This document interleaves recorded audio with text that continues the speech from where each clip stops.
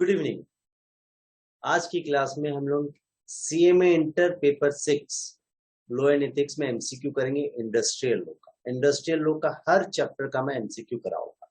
आज जो भी एमसीक्यू होगा चैप्टर वाइज होगा, मतलब फर्स्ट एक चैप्टर को खत्म करेंगे, फिर दूसरा चैप्टर इंडस्ट्रियल लॉ का उठाएंगे, मतलब चैप्टर वाइज एमसीक्यू कराएंगे।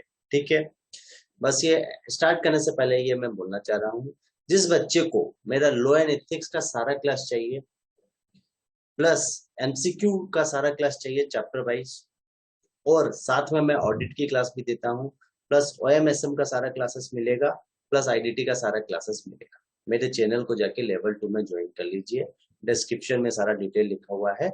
और मेरा वीडियो अच्छा लगा तो मेरे चैनल को लाइक शेयर एंड सब्सक्राइब कीजिएगा। मैं डायरेक्टली क्लास में आ रहा हूँ।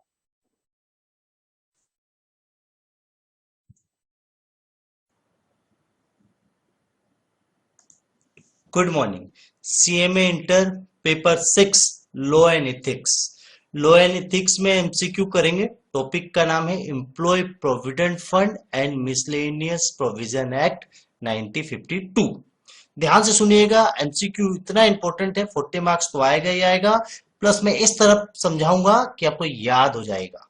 ठीक, एकदम फोकस कीजिएगा समझने के ऊपर। देखिए सुनिए, employ provident fund and miscellaneous provision act 1952 तीन स्कीम को कवर करता है। पहला स्कीम का नाम है एम्प्लॉय प्रोविडेंट फंड स्कीम 1952, दूसरा स्कीम है एम्प्लॉय पेंशन स्कीम 1995 एंड तीसरा है employ deposit link insurance scheme. Employ provident fund scheme को बोलते हैं रिटायरमेंट स्कीम। इसमें क्या होता है, रिटायरमेंट में एक लमसम पेमेंट दे दिया जाता है एम्प्लॉय को। उस पेमेंट से एम्प्लॉय अपना घर खरीद लेता है या अपने बच्चों की शादी कर लेता है, वही सब करता है। एम्प्लॉय पेंशन स्कीम बोलता है जब एम्प्लॉय रिटायर हो जाता है उसको हर महीना कुछ पेंशन दिया जाता है जिससे वो फ्यूचर में सरवाइव करता है। Employ deposit link insurance scheme बोलता है यदि एम्प्लॉय मर जाएगा तो उसका नॉमिनी को, एम्प्लॉय यदि डेथ हो जाता है तो उसका नॉमिनी को एक लमसम पैसा दे दिया जाता है। बस अब देखिएगा, एक एक स्कीम में आ रहा हूं और एक एक स्कीम में जो जो इंपॉर्टेंट क्वेश्चन एग्जाम के लिए वो एक्सप्लेन कर रहा हूं। अब यहां से आपका टॉपिक चालू होगा। Employ provident fund scheme 1952। ध्यान से सुनिएगा, EPF act is applicable. Employee Provident Fund Act is applicable to every establishment employing 20 or more employee. Employee Provident Fund Act उस establishment पे applicable होगा जिसमें 20 और 20 से ज्यादा employee काम करते हैं। याद रखिएगा, वो मैंडेटरी है। ठीक है। Contribution to EPF, Employee Provident Fund, is payable by days and days. Employee Provident Fund में contributions कौन करता है, एम्प्लॉयर और एम्प्लॉय करते हैं। क्या होता है, एम्प्लॉय को जो सैलरी देता है हर मंथ, उस सैलरी में से 12% एम्प्लॉय खुद कंट्रीब्यूट करता है, मैंने 12% पैसा काट लेता है सैलरी का, और एम्प्लॉयर खुद अपने आप भी 12% कंट्रीब्यूट करता है और ईपीएफ में जमा करता है। वो पैसा जमा होते होते होते जब एम्प्लॉय बूढ़ा हो जाता है, जब रिटायर होता है, तो उसको वो पैसा दे दिया जाता है विद इंटरेस्ट। उसमें प्रोविडेंट फंड अकाउंट में इंटरेस्ट भी आपको मिलता है।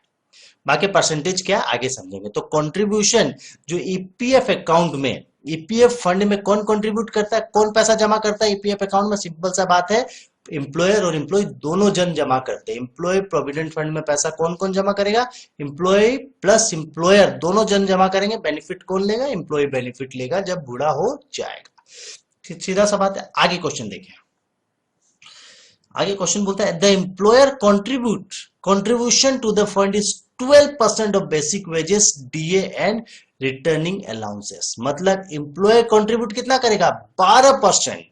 एम्प्लॉयर कितना पैसा देगा, 12% देगा। किसका, बेसिक वेजेस, डीए और आरए का। याद रखिएगा, 12% कब देता है एम्प्लॉय, जब उस एस्टैब्लिशमेंट में 20 और 20 से ज्यादा एम्प्लॉय होंगे। याद रखिएगा, यदि एस्टैब्लिशमेंट में 20 से कम एम्प्लॉय है तब एम्प्लॉयर को 12% देने का जरूरी नहीं है, 10% भी देगा तो चलेगा। वो अपनी खुशी से दे रहा है 10%, मैंडेटरी नहीं है, 10% वो देगा। याद रखिएगा, यदि 20 और 20 से कम एम्प्लॉय है तो एम्प्लॉयर 10% भी कंट्रीब्यूट करेगा तो चलेगा। देखिए क्वेश्चन नंबर 4 में देखिए, contribution of 10% to PF is applicable to any establishment in which less than 20 employees are employed. Any establishment declare as a sick industrial company or jute company और all of the above. मतलब ये सारी company में देखिए 20 से कम employ है या सिक industrial company है, कंपनी को लॉस हो रहा है या जूट की कंपनी है, उस केस में एम्प्लॉय सिर्फ 10%, यदि एम्प्लॉयर सिर्फ 10% कंट्रीब्यूट करेगा तो भी चलेगा। याद रखिएगा, एम्प्लॉयर का 12% कंट्रीब्यूशन 12% जब कंट्रीब्यूशन करता है कब मैंडेटरी है, जब उस एस्टैब्लिशमेंट में 20 और 20 से ज्यादा एम्प्लॉय हो। याद रखिएगा, यदि वो सिक इंडस्ट्रियल या जूट कंपनी है 10% भी करेगा तो चलेगा। एकदम ध्यान से सुनिएगा। ईपीएफ एक्ट, फिर से बता रहा हूं, ईपीएफ एक्ट किस एस्टैब्लिशमेंट में मैंडेटरी है, जिसमें 20 और 20 से ज्यादा एम्प्लॉय। मैंडेटरी कब है, 20 और 20 से ज्यादा एम्प्लॉय, उससे कम रहा मैंडेटरी नहीं है। आप एम्प्लॉयर कर सकता है कंट्रीब्यूट, लेकिन मैंडेटरी नहीं है। याद रखिएगा, कंट्रीब्यूशन टू ईपीएफ, ईपीएफ में कौन पैसा जमा करता है, एम्प्लॉयर और employ. The employer contribution, employer कितना परसेंट कंट्रीब्यूट करता है, जनरली 12% ऑफ द बेसिक पे, उस एस्टैब्लिशमेंट में जिसमें 20 और 20 से ज्यादा एम्प्लॉय। एम्प्लॉय 10% कब कंट्रीब्यूट कर सकता है, जब एस्टैब्लिशमेंट में 20 से कम एम्प्लॉय है। सिंपल से इतना याद रखना है। और एम्प्लॉय का कंट्रीब्यूशन क्या होगा to the fund is 12% of the basic pay, DA and RA, returning allowances. Employ का कंट्रीब्यूशन कितना होगा, 12%। दो एम्प्लॉय चाहे तो 12% से ज्यादा भी कर सकता है, ये मिनिमम कंट्रीब्यूशन है। याद रखिए, एम्प्लॉयर 12% से ज्यादा नहीं कर सकता, लेकिन एम्प्लॉय 12%, 15%, 20%, मिनिमम 12% एम्प्लॉय का क्राइटेरिया, मैक्सिमम जितना चाहे उतना अपना प्रोविडेंट फंड अकाउंट में जमा कर सकता है एम्प्लॉय, कोई लिमिट नहीं है। This is not covered under the EPF Act. EPF Act, Employee Provident Fund Act में कौन कवर नहीं है, ट्रेनी, जो ट्रेनी होता है, अप्रेंटिस बोलते हैं, वो कवर नहीं है। ठीक है, क्वेश्चन नंबर 7 देखिए, the wage limit contribution under the scheme has been fix at ₹15,000 with effect from 1/9/2014। देखिए 1/9/2014 को वेज लिमिट फिक्स कर दी गई है 15,000। मतलब यदि किसी एम्प्लॉय का सैलरी 15,000 से ज्यादा है तो पीएफ के लिए वो 15,000 ही माना जाएगा, और एम्प्लॉय का कंट्रीब्यूशन, जो एम्प्लॉयर का कंट्रीब्यूशन है, 15,000 पे ही कैलकुलेट किया जाए, सैलरी जितना ही ज्यादा रहे। तो लिमिट फिक्स कर दी उन लोगों ने, मैक्सिमम लिमिट 15,000 रुपया। ठीक है, क्वेश्चन नंबर 8 देखिए, द सेंट्रल गवर्नमेंट में give exemption to any establishment considering its financial position। यदि सेंट्रल गवर्नमेंट को लगता है कि किसी कंपनी का फाइनेंशियल पोजीशन अच्छा नहीं है और वो पीएफ में पैसा नहीं दे पा रहा है एम्प्लॉयर, तो सेंट्रल गवर्नमेंट उसको एजम्पशन दे सकता है। सेंट्रल गवर्नमेंट के पास पावर है, लेकिन उसके लिए वो कंसिडर करेगा कंपनी का फाइनेंशियल पोजीशन कैसा है। ठीक है, क्वेश्चन नंबर 9 ध्यान से देखिएगा। Section 5AA provides for the appointment of executive committee by the central government to assist the central board in the performance of its functions। याद रखिए, सेंट्रल गवर्नमेंट क्या करता है, कमिटी बनाता है, उसको बोलते हैं एग्जीक्यूटिव कमिटी।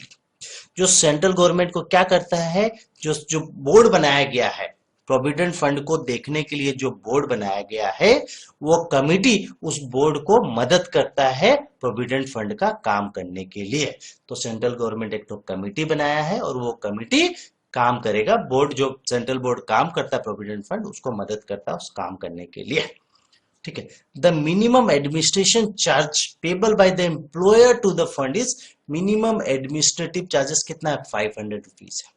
देखिए ध्यान से देखिए, क्वेश्चन नंबर 11 ध्यान से सुनिएगा।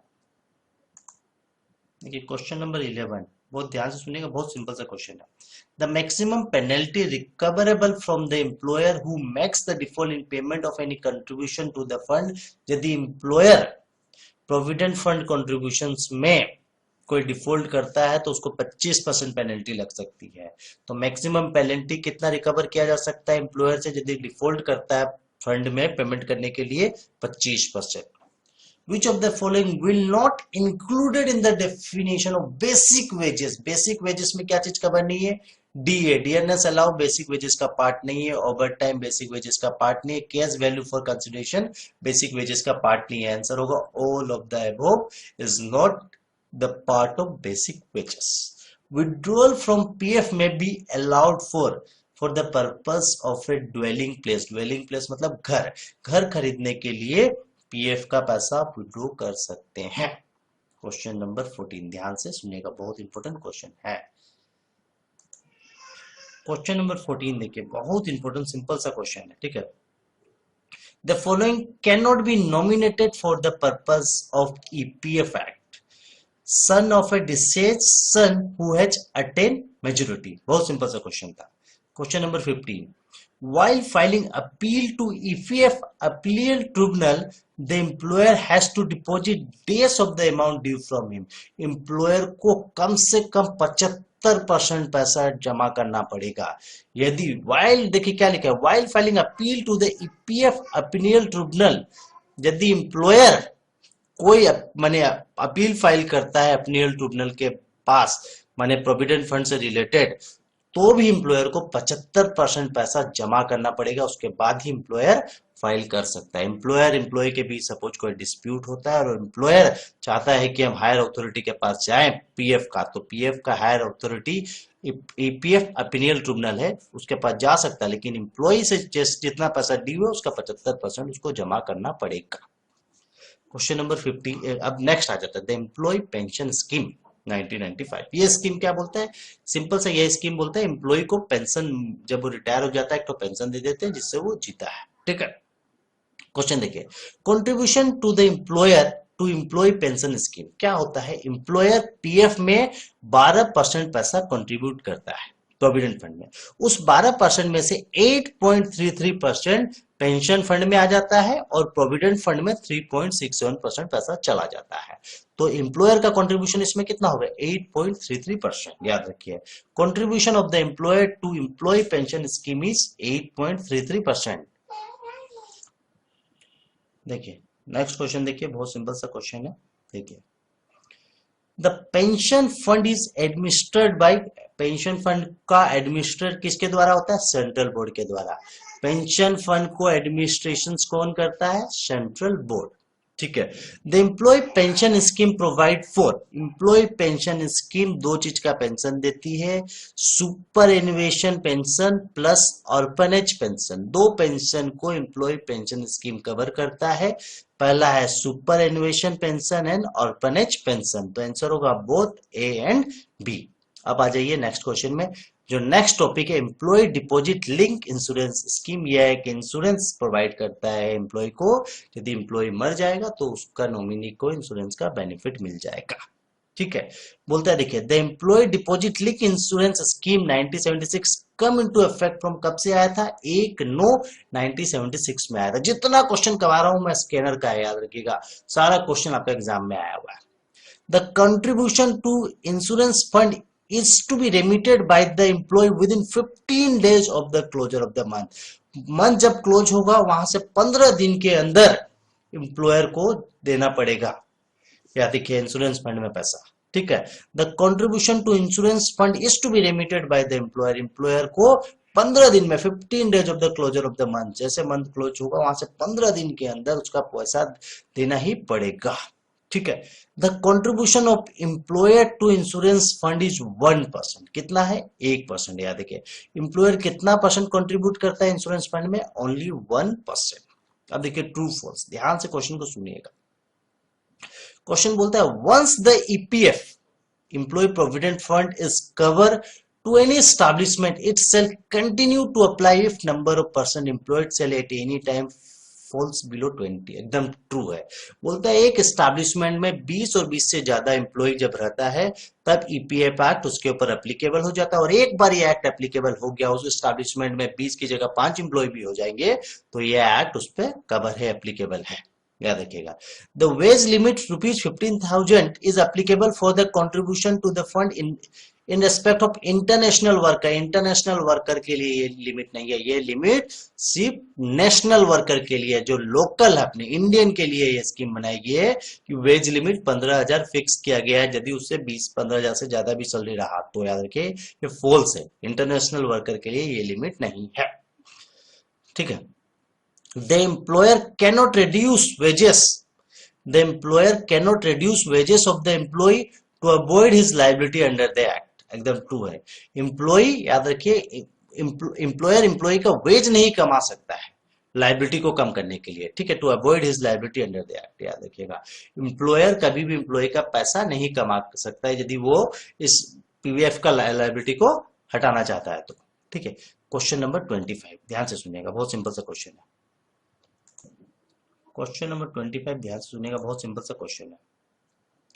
If an employee is transferred from one employment to another, the balance at his credit in his PF account cannot be transferred to the new establishment force। बोलता है employ एक ऑर्गेनाइजेशन में काम करता है, तो यदि दूसरा ऑर्गेनाइजेशन में, दूसरा कंपनी में यदि वो ज्वाइन करता है पहला ऑर्गेनाइजेशन को छोड़ के, तो क्या होता है, पीएफ का पैसा दूसरा पीएफ जो उस ऑर्गेनाइजेशन का पीएफ रहता है उसमें ट्रांसफर हो जाता है डायरेक्टली। तो ये लिखा the balance at is credit, जो पीएफ का क्रेडिट है वो ट्रांसफर हो सकता है। क्वेश्चन में बोलता है कि कैनॉट बी ट्रांसफर, क्वेश्चन में बोलता है कि ट्रांसफर नहीं हो सकता दूसरा एस्टैब्लिशमेंट में, गलत बात है, ट्रांसफर हो सकता है। द सेंट्रल गवर्नमेंट में एड टू अमेंड और very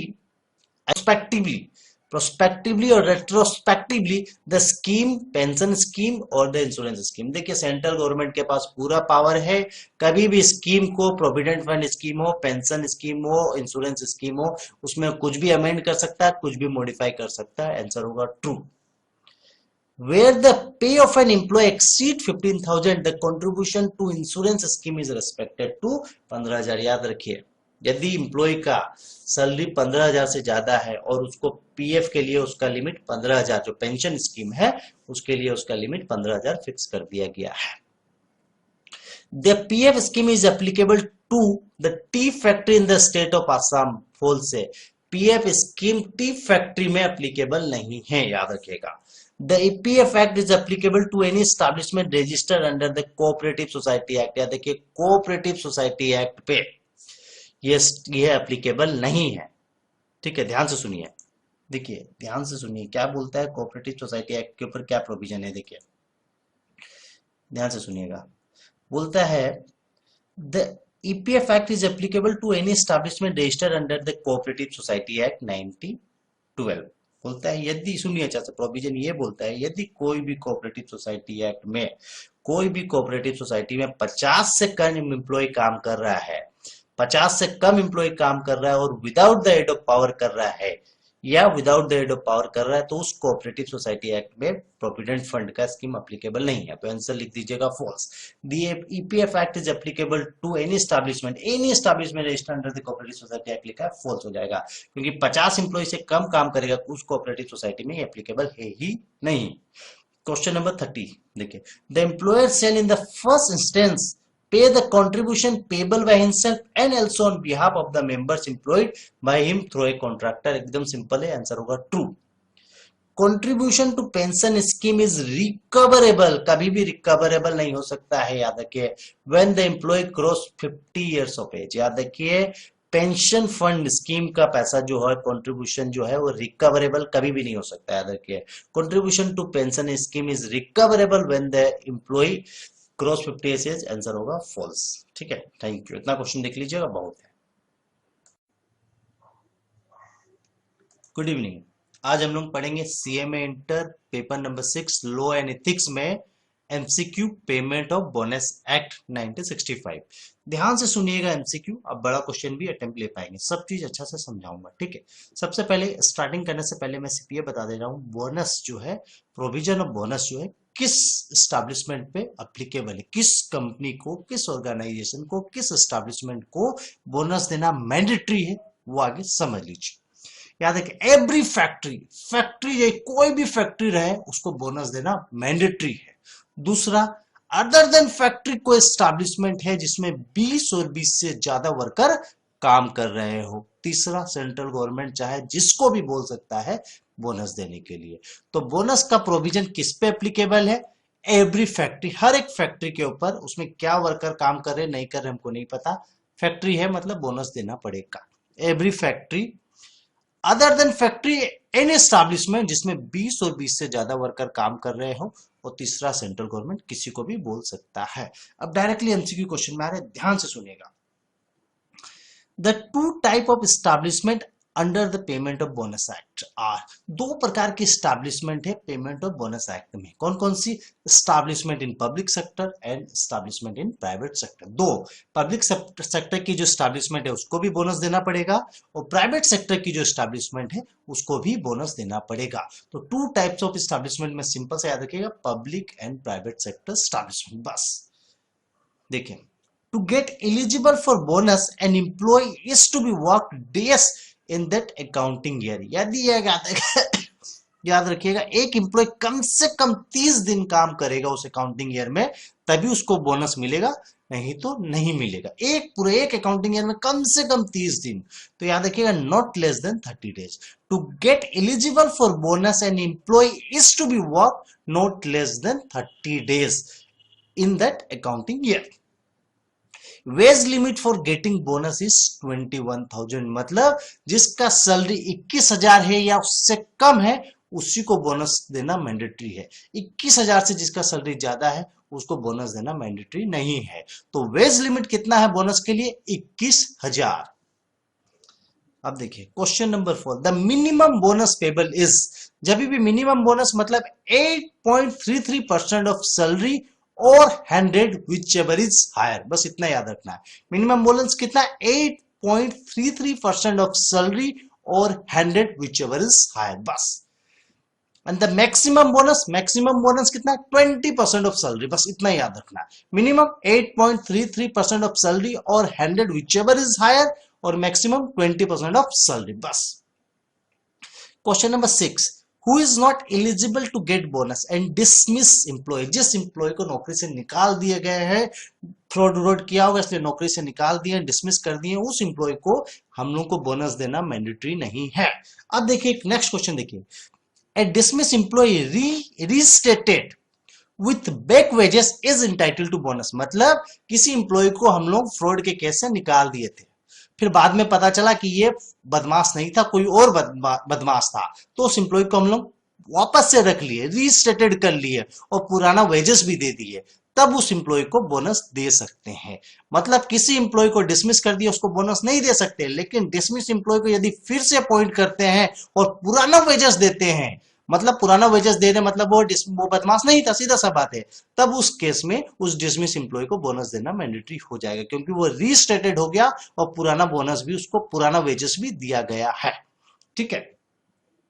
question number 8, the time limit for bonus payment by issue of an award pass on the dispute regarding the payment of bonus etch. याद रखिएगा, यदि payment of bonus के regard में कोई dispute चल रहा है एम्प्लॉयर और एम्प्लॉय के बीच या किसी के बीच, कब बोनस दिया जाएगा? उस केस में जब डिस्प्यूट सॉल्व होगा, डिस्प्यूट का ऑर्डर आ जाएगा, वहां से 1 महीना के अंदर बोनस देना पड़ेगा एम्प्लॉयर को। याद रखिएगा, 1 month within award become enforceable, जिस दिन डिस्प्यूट सॉल्व हो जाएगा, जिस दिन ऑर्डर आ जाएगा, वहां से 1 महीना के अंदर एम्प्लॉयर को बोनस देना पड़ेगा डिस्प्यूट के केस में, बस। Question number 9, if an employer draw pay of rupees 15,000, what is the maximum salary consideration for bonus payable to him? मतलब बोलता है यदि एक एम्प्लॉयर का सैलरी 15,000 है तो बोनस कैलकुलेट करते समय उसका सैलरी कितना लिया जाएगा? याद रखिएगा 7,000 लिया जाएगा।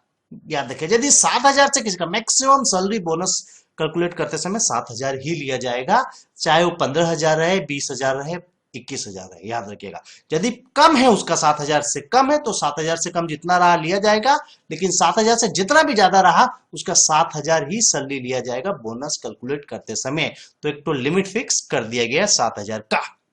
The time limit for making bonus payment, bonus कब दिया जाएगा? Within a period of 8 months from the closure of the accounting year, जब अकाउंटिंग ईयर क्लोज होगा वहां से 8 महीना के अंदर बोनस पेमेंट करना ही पड़ेगा। याद रखिए, अकाउंटिंग ईयर क्लोजर से 8 महीना के अंदर हमको बोनस पेमेंट करना ही पड़ेगा। अब देखिए 11, 12 दो तो एनुअल रिटर्न से रिलेटेड क्वेश्चन है। देखिए, annual return is to be filed in, bonus का एनुअल रिटर्न किस फॉर्म में फाइल होता है? फॉर्म डी में। याद रखिए, एनुअल रिटर्न फॉर्म डी। याद रखिए, annual return shall be filed by every employer on और बिफोर 1 फरवरी से पहले एनुअल रिटर्न फाइल होगा। कौन सा फॉर्म में फाइल होगा? फॉर्म डी में, बस। Which one of the following is not applicable to the bonus act? LIC of India, life insurance corporation of India के ऊपर बोनस एक्ट का प्रोविजन अप्लीकेबल नहीं है। बहुत सिंपल सा क्वेश्चन। क्वेश्चन नंबर 14 देखिए, a dispute arises between an employer and his employees in regard to payment of bonus shall be deemed to be industrial dispute। यदि employer और employ के बीच कोई डिस्प्यूट चल रहा है बोनस को लेके तो उसको बोलते हैं industrial dispute. Bonus is an incentive to increase the production. Bonus क्या एक इंसेंटिव है प्रोडक्शन को बढ़ाने का, सिंपल सा चीज है। क्वेश्चन नंबर 16 देखिए, नाइदर ग्रेट्यूटस और no defer payment of wages लिखेगा। ग्रेट्यूटस मतलब काम करना कुछ एक्सपेक्टेशंस के साथ, तो बोनस में ये चीज नहीं माना जाता। तो बहुत सिंपल सा क्वेश्चन है, बोनस इज नाइदर ग्रेट्यूटस और no defer payment of wages. बहुत सिंपल सा चीज है। Question number 17, the establishment in public sector is an establishment own control और मैनेज बाई एक government company. Public sector establishment को ओन कंट्रोल और manage करता है एक गवर्नमेंट कंपनी। सिंपल सा चीज है। which of the following is included in the definition of salary और wages? डी है, DNS allows salary और wages के definition में include होता है। Which one of the following is deductible from the gross profit? gross profit से ये सब कौन कौन सा चीज डिडक्ट होता है, माइनस होता है? डिप्रिसिएशन, बोनस कैलकुलेट करते समय डिप्रिसिएशन ग्रोस प्रॉफिट से माइनस होता है, डेवलपमेंट रिबेट भी माइनस होता है, एनी डायरेक्ट टैक्स पेबल भी माइनस होता है। आंसर होगा ऑल ऑफ द अबव। याद रखिए बोनस कैलकुलेट करते समय ग्रोस प्रॉफिट से चारों चीज माइनस होता है, depreciation, development rebate, any direct tax payable and all of the above. Answer होगा ऑल ऑफ द अबव। ठीक है। क्वेश्चन नंबर 20 देखिए, क्वेश्चन नंबर 20 क्या बोलता है, ध्यान से सुनिएगा। ठीक है, देखिए सुनिए क्वेश्चन नंबर 20, ध्यान से सुनिए। ठीक है, क्या बोलता है देखिए, बोलता है %% of the paid up equity share capital as at the commencement of the accounting year is allowed deduction from the gross profit in respect of banking company। क्या बोलता है, जब बैंकिंग कंपनी के समय एलोकेबल सरप्लस निकालते हैं तो उसमें क्या माइनस करता है, ग्रोस प्रॉफिट से 7.5% of the paid up share capital minus कर देते हैं एलोकेबल सरप्लस निकालते समय बैंकिंग कंपनी के केस में। और अदर देन बैंकिंग कंपनी रहा तो 6% ऑफ द रिजर्व माइनस कर देंगे एलोकेबल सरप्लस निकालने के लिए। 20 और 21 में सीधा सा सिर्फ इतना याद रखना है कि बैंकिंग कंपनी के समय एलोकेबल सरप्लस निकालने के लिए ग्रोस प्रॉफिट से क्या माइनस होगा, 7.5% of the paid up share capital. याद रखिए paid up equity share capital का 7.5% माइनस हो जाएगा बैंकिंग कंपनी के केस के समय, एलोकेबल सरप्लस निकाला जाएगा, उससे फिर बोनस दिया जाएगा। और अदर देन बैंकिंग कंपनी के समय 6% ऑफ द रिजर्व माइनस कर दिया जाएगा एलोकेबल सरप्लस निकालने के लिए। सिंपल सा क्वेश्चन था। आ जाइए ट्रू एंड फॉल्स में, ध्यान से सुनिएगा। Customary bonus is cover under the payment of bonus act, एकदम फॉल्स है। कस्टमरी बोनस जो है पेमेंट ऑफ बोनस एक्ट में कवर नहीं होता, ये अलग जगह कवर होता है। Bonus act is not applicable to government department. याद रखिए, देखिए क्वेश्चन बहुत इजी बोला है। क्या बोला है देखिए, यहां बोलना चाहता है कि सेंट्रल गवर्नमेंट का एम्प्लॉय के ऊपर बोनस एक्ट का प्रोविजन एप्लीकेबल नहीं होता। एकदम ट्रू है, सेंट्रल गवर्नमेंट का एम्प्लॉय के ऊपर बोनस एक्ट का प्रोविजन एप्लीकेबल नहीं होता है, ट्रू होगा। आगे देखिए, whether an employ has not work for all the working days he is entitled to full bonus. No, कम से कम 30 दिन काम करना पड़ेगा उसको एक अकाउंटिंग ईयर में, तभी बोनस मिलेगा। यहां पर बोलता है एक दिन भी काम नहीं किया और बोनस मिलेगा, नहीं मिलेगा। क्वेश्चन नंबर 25, ध्यान से देखिएगा। क्वेश्चन नंबर 25 सुनिए। ठीक है, question number 25, whether in any accounting year an employ is found guilty of misconduct causing financial loss to the employer, then the employer may deduct the amount of loss from the bonus payable to the employer। एकदम true है। यदि employer को employ का गलती के कारण कोई financial loss हो जाता है, एम्प्लॉयर के पास पावर है, वो अथॉरिटी है कि वो बोनस का पैसा उस लॉस के साथ एडजस्ट कर सकता है। याद रखिए, यदि एम्प्लॉय का गिल्टी के कारण एम्प्लॉयर को कोई फाइनेंशियल लॉस हुआ है तो वह उस लॉस का पैसा बोनस के साथ एडजस्ट कर सकता है। क्वेश्चन नंबर 26 ध्यान से सुनिए। क्वेश्चन नंबर 26 ध्यान से सुनिएगा, क्या बोलता है देखिए, 26 बोलता है during the proceeding before any tribunal it is equal to prove the accuracy of account of the establishment false. गलत बात है। Question number 27 no court shall take cognizance और any offence punishable unless a complaint is made by the authority by appropriate government. Obviously बात सही बोल रहा है। यदि एप्रोप्रिएट गवर्नमेंट कुछ कंप्लेन करता है तभी कोर्ट एक्शन लेगा, नहीं तो नहीं ले सकता है, याद रखिएगा। Question number 28. Where an establishment is newly set up, the bonus shall be payable only in respect of the accounting year in which the employee derived profit from such establishment. याद रखिए, कोई भी establishment यदि नया setup होता है उसमें यदि प्रॉफिट होगा तभी वो बोनस देगा, नहीं तो नहीं देगा, सीधा सा बात है। Question number 29. An establishment shall deem to be newly set up by reason of change its location, management, ownership falls. यदि किसी establishment का एड्रेस चेंज कर देने से आप बोलेंगे कि establishment नया सेटअप हुआ है, गलत बात है।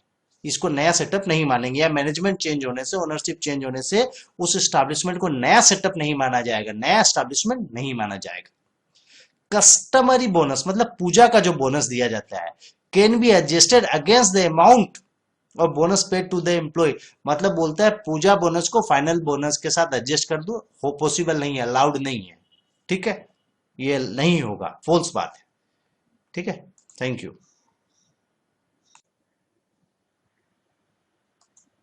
Good morning. आज CMA inter paper 6 law and ethics में एमसीक्यू करेंगे। ESI act 1948, employees state insurance act 1948। आगे एक्ट का ऑब्जेक्ट को समझिए, फिर एमसीक्यू में मैं आऊंगा। एमसीक्यू एकदम अच्छा से सुनिएगा, याद हो जाएगा, ठीक है। सुनिए, देखिए ईएसआई एक्ट बना क्यों था। ईएसआई एक्ट का मेन पर्पस था कि एम्प्लॉय को इंश्योरेंस का बेनिफिट देना। इंश्योरेंस का बेनिफिट मतलब यदि एम्प्लॉय को, यदि एम्प्लॉय सिकनेस हो जाए या सिक हो जाए एम्प्लॉय, या एम्प्लॉय का कोई इंजरी हो जाए तो उसको ईएसआई हॉस्पिटल में उसका ट्रीटमेंट होगा, या एम्प्लॉय का डेथ हो जाए तो उसका नॉमिनी को कुछ पैसा दिया जाएगा। तो मेन पर्पस से ईएसआई एक्ट का एम्प्लॉय को इंश्योरेंस का बेनिफिट देना। अब इसमें क्या होता है, हर मंथ जो एम्प्लॉय को अपने जो सैलरी देते हैं उस सैलरी में से कुछ एम्प्लॉयर कुछ पैसा काट के ईएसआई फंड में जाता है। तो ईएसआई फंड में हर मंथ 4% एम्प्लॉय का जितना सैलरी है उसका 4% जमा होता है। उस 4% में से एम्प्लॉयर कंट्रीब्यूट करता है 3.25% और एम्प्लॉय कंट्रीब्यूट करता है 0.75%, दोनों मिला के 4% ईएसआई फंड में हर महीना पैसा जमा होता है। उसके बाद एम्प्लॉय यदि बीमार होता है, सिक होता है, इंजरी होता है, डेथ होता है तो उसको ईएसआई फंड से उस चीज का बेनिफिट मिलता है। अब डायरेक्टली क्लास में आ रहे हैं, देखिए पहला क्वेश्चन देखिए, the two type of permanent disablement is, दो प्रकार का ईएसआई में परमानेंट डिसेबलमेंट होता है। पहला क्या है, देखिए परमानेंट पार्शियल डिसेबलमेंट और permanent total disablement.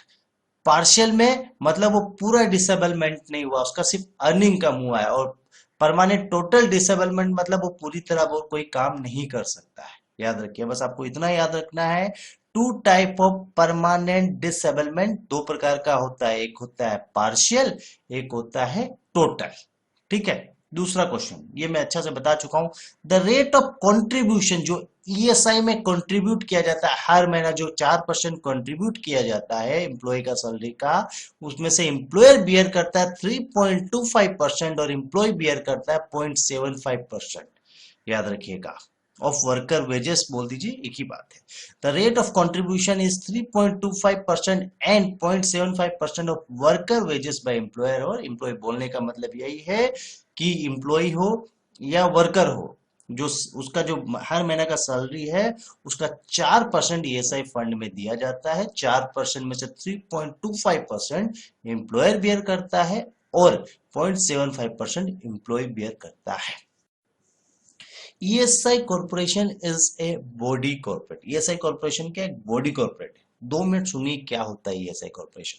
Central government ESI corporation को एस्टेब्लिश करता है। सेंट्रल गवर्नमेंट ईएसआई कॉर्पोरेशन को बनाता है, किस लिए बनाता है कि ईएसआई स्कीम का काम को देख सके। Administration of ESI scheme, ESI का काम को देखने के लिए ईएसआई कॉर्पोरेशन को सेंट्रल गवर्नमेंट बनाता है। और ईएसआई कॉर्पोरेशन का 2 विंग्स होता है जो काम करता है। पहला विंग्स का नाम है स्टैंडिंग कमेटी और दूसरा का नाम है मेडिकल बेनिफिट काउंसिल। ये दोनों जो विंग्स है वो इस ईएसआई का सारा काम देखते हैं। ठीक है, इतना आप समझिए फिलहाल।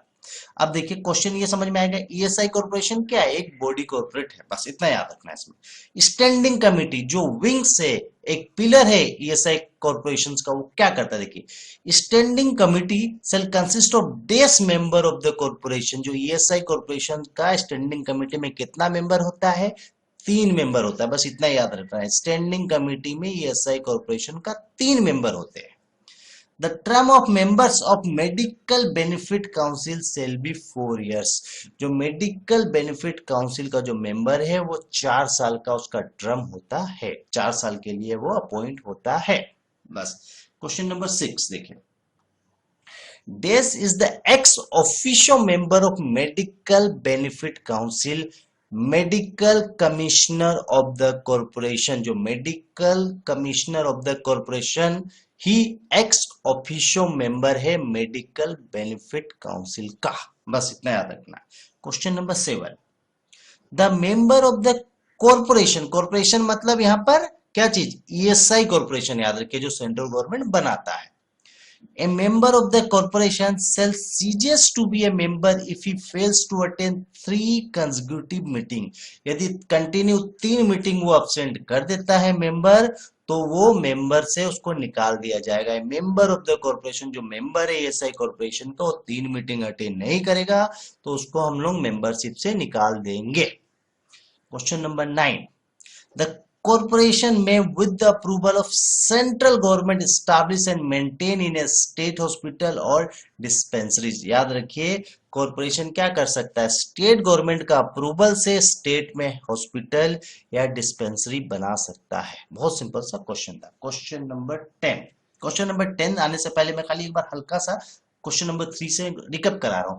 ईएसआई कॉर्पोरेशन क्या है, बॉडी कॉर्पोरेट है, बस। ईएसआई कॉर्पोरेशन कौन बनाता है, सेंट्रल गवर्नमेंट बनाता है। किस लिए बनाता है, ईएसआई का काम को देखने के लिए, ईएसआई स्कीम का काम को एडमिनिस्ट्रेशन करने के लिए।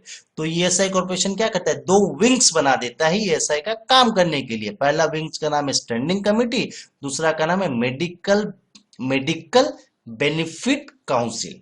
ठीक है, देखिए अब आपको सिर्फ इतना याद है कि ये ईएसआई कॉर्पोरेशन क्या है, बॉडी कॉर्पोरेट है। स्टैंडिंग कमेटी में कितना मेंबर होना चाहिए कॉर्पोरेशन का, 3 मेंबर होना चाहिए। और मेडिकल बेनिफिट काउंसिल का मेंबर का टर्म कितना साल का होता है, 4 साल का होता है। और एक्स ऑफिशियल मेंबर जो है मेडिकल बेनिफिट काउंसिल का कौन होता है, medical commissioner of the corporation होता है। अब देखिए, a member of the corporation standing committee or medical benefit council may be resign his office. यदि कोई भी मेंबर कॉर्पोरेशन का, ईएसआई कॉर्पोरेशन का, स्टैंडिंग कमेटी का या मेडिकल बेनिफिट काउंसिल का रिजाइन करना चाहता है तो सेंट्रल गवर्नमेंट को नोटिस दे देगा। अब देखिए question number 8, a member of the corporation shall ceases to be member. A member जो कॉर्पोरेशन का, वो मेंबरशिप का हक छोड़ देगा यदि वो कंटिन्यू 3 मीटिंग अब्सेंट कर देता है। तो जो मीटिंग होता है कॉर्पोरेशन का, उसको सारा मीटिंग यदि कंटिन्यू 3 मीटिंग अब्सेंट कर देगा तो उसको मेंबरशिप से निकाल दिया जाएगा। द कॉर्पोरेशन में with the approval of central government का अप्रूवल से ही कॉर्पोरेशन स्टेट में हॉस्पिटल और डिस्पेंसरी बना सकता है। क्वेश्चन नंबर 10 में आ जाइए। The amount recoverable under this act may be recovered as if it an arrear of land revenue. बस सिंपल सा चीज था। क्वेश्चन नंबर 11 देखिए, factory. Factory is defined. Factory किसको बोलते हैं ईएसआई एक्ट में, जहां पर 10 और 10 से ज्यादा आदमी काम कर रहे हो एक साल में, बस इतना याद रखिएगा। Factory is defined as any premises where 10 or more person are employed on any day of the preceding 12 month। preceding 12 month में सिर्फ एक दिन भी काम करेंगे 10 और 10 से ज्यादा आदमी तो उसको फैक्ट्री बोल देंगे। बस question number 12, the contribution shall be paid in a bank account within 42 days of the last day of the calendar month in which the contribution fell due. मतलब ESI का कंट्रीब्यूशन आपको 42 दिन में ESI फंड में जमा करना पड़ेगा। जब से ड्यू होता है वहां से मैक्सिमम टाइम कितना, 42 दिन दे दिया। पहले 15 दिन था, अब उसको एक्सटेंड करके 42 दिन तक दे दिया। तो 42 दिन तक आप ESI का कंट्रीब्यूशन जमा कर सकते हैं। Question number 13. An appeal shall rise to High Court from the order of ESI within 60 days from the date of order of the ESI court. याद देखिए ESI कोर्ट यदि कोई ऑर्डर देता है उसके अगेंस्ट यदि आप कोई अपील करना चाहते हो हाई कोर्ट में, आपके पास 60 डेज का टाइम है। याद देखिएगा, ESI कोर्ट का ऑर्डर के अगेंस्ट यदि आप हाई कोर्ट में कोई अपील करना चाहते हो तो आपके पास 60 दिन है, 60 दिन के अंदर कर सकते हैं। Who will not the following be considered as an employee? Employee किसको नहीं मानते? पार्टनर को नहीं मानते। याद रखिए, पार्टनर क्या, ओनर है, मालिक है। तो who will not be considered as employee? Partner. याद रखिएगा। Who among the following is not the principal employer? Principal employer किसको नहीं मानेंगे? Legal representative of the contractor. कोई लीगल रिप्रेजेंटेटिव होगा कॉन्ट्रैक्टर का, उसको प्रिंसिपल एम्प्लॉयर नहीं माना जाता है। क्वेश्चन नंबर 16 में आ जाइए। ESI fund consist of all of the above. ESI fund में क्या होता है? कंट्रीब्यूशन भी होता है, गवर्नमेंट ग्रांट भी होता है, डोनेशन भी होता है, ऑल द अबव होता है। तो ESI fund consist of all the above, सारा चीज। Seasonal factory is the one which is engaged for a period of not exceeding 7 months in a year. Seasonal factory उसी को बोलते हैं कि जिसमें कम से कम 7 महीना एक साल में काम होना चाहिए। 7 महीना, नॉट एक्सीडिंग, 7 महीना से ज्यादा नहीं होना चाहिए। सीजन में काम होगा, सीजन में 7 ही महीना काम होगा, उससे ज्यादा नहीं होगा, उसी को सीजनल फैक्ट्री बोलते हैं। क्वेश्चन नंबर 19 देखिए। The payment towards the expenditure on the funeral of the deceased insured person is payable to the eldest surviving member of the family। बहुत सिंपल सा क्वेश्चन है। अब देखिए क्वेश्चन नंबर 20, ध्यान से सुनिएगा। क्वेश्चन नंबर 20, देखिए क्वेश्चन नंबर 26 को खाली समझ लीजिए, बस काफी है। देखिए, confinement is the labor resulting in the issue of living child or labor after 26 weeks of pregnancy resulting in the issue of child whether alive or dead। Confinement मतलब एक प्रकार का पेन होता है, लेबर पेन जो होता है। Confinement मतलब एक प्रकार का लेबर पेन जो 26 वीक्स ऑफ प्रेगनेंसी के बाद होता है। बस इतना याद रखना, कन्फाइनमेंट मतलब लेबर पेन जो 26 वीक ऑफ प्रेगनेंसी के बाद होता है। Which among the following will not be included in the definition of wages? Traveling allowances wages का definition में नहीं आता है। अब ट्रू फॉल्स आ जाइए, ध्यान से सुनिएगा, ट्रू फॉल्स, ठीक है। देखिए 22, ध्यान से सुनिएगा, आपको खाली सुनना है।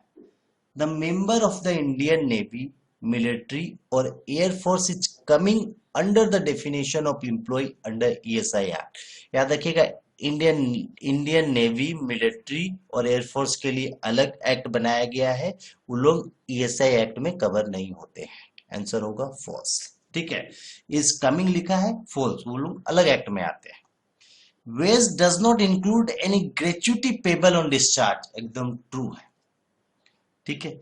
Every employee is to be register himself under the provision of ESI act. याद रखिए, हर एम्प्लॉय को ESI एक्ट जिसका ESI करता है उसको रजिस्टर करना ही पड़ेगा। बिना रजिस्टर के भी मैंडेटरी कर दिया रजिस्ट्रेशन करना एम्प्लॉय का अंडर ESI एक्ट में। आप ऑनलाइन पोर्टल में जाके ESI का पोर्टल में आपको रजिस्टर करना पड़ेगा, ठीक है। An employee insured under the ESI act can also claim compensation under the workman compensation act. नहीं कर सकते आप ESI एक्ट में, यदि आप कंपनसेशन या क्लेम ले रहे हो तो वर्कमैन कंपनसेशन एक्ट में कंपनसेशन नहीं ले सकते हो। एक ही एक्ट में आप कंपनसेशन ले सकते हो। The benefit of medical benefits under this act are assignable, एकदम फॉल्स बात है, गलत बात है। द बेनिफिट ऑफ मेडिकल जो medical benefit under this act are assignable, ये नहीं हो सकता, false. Civil court have no jurisdiction to decide or deal with any dispute or to dispute on any liability to be decided by a medical board और tribunal or ESI court. याद रखिएगा, एकदम सही बात है, क्योंकि सिविल कोर्ट का कोई पावर नहीं है, सारा ईएसआई कोर्ट डिसीजन लेता है ईएसआई को डिस्प्यूट को लेके। Civil court has no jurisdiction, civil court का कोई पावर नहीं है ईएसआई डिस्प्यूट में।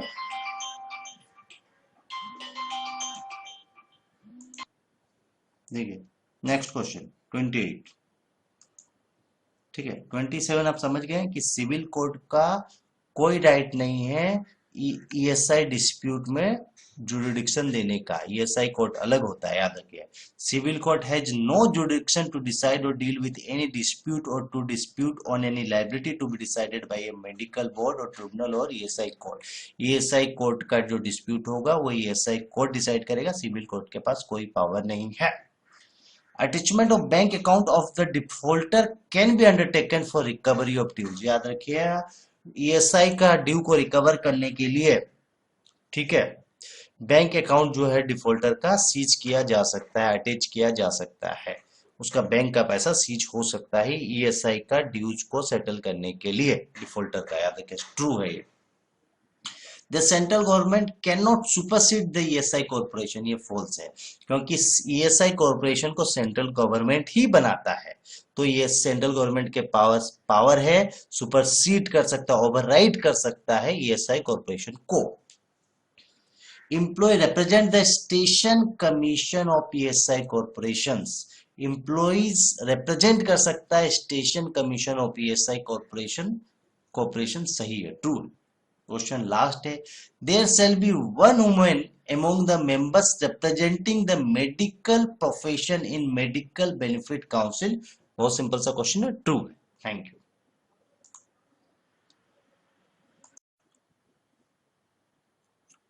Good morning. सीए में inter paper 6 law and ethics में आज एमसीक्यू चालू करेंगे इंडस्ट्रियल एक्ट का, इंडस्ट्रियल लॉ का एमसीक्यू चालू करेंगे। इंडस्ट्रियल लॉ में सबसे पहला एक्ट पढ़ेंगे फैक्ट्री एक्ट 1948।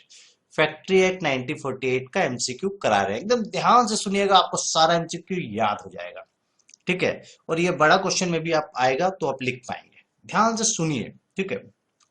पहला बोलता है, 1 नंबर पॉइंट में बोलता है, चीज को समझिए, एक अडल्ट वर्कर एक दिन में मैक्सिमम 9 घंटा काम कर सकता है और एक सप्ताह में मैक्सिमम 48 घंटा काम कर सकता है रूल के हिसाब से।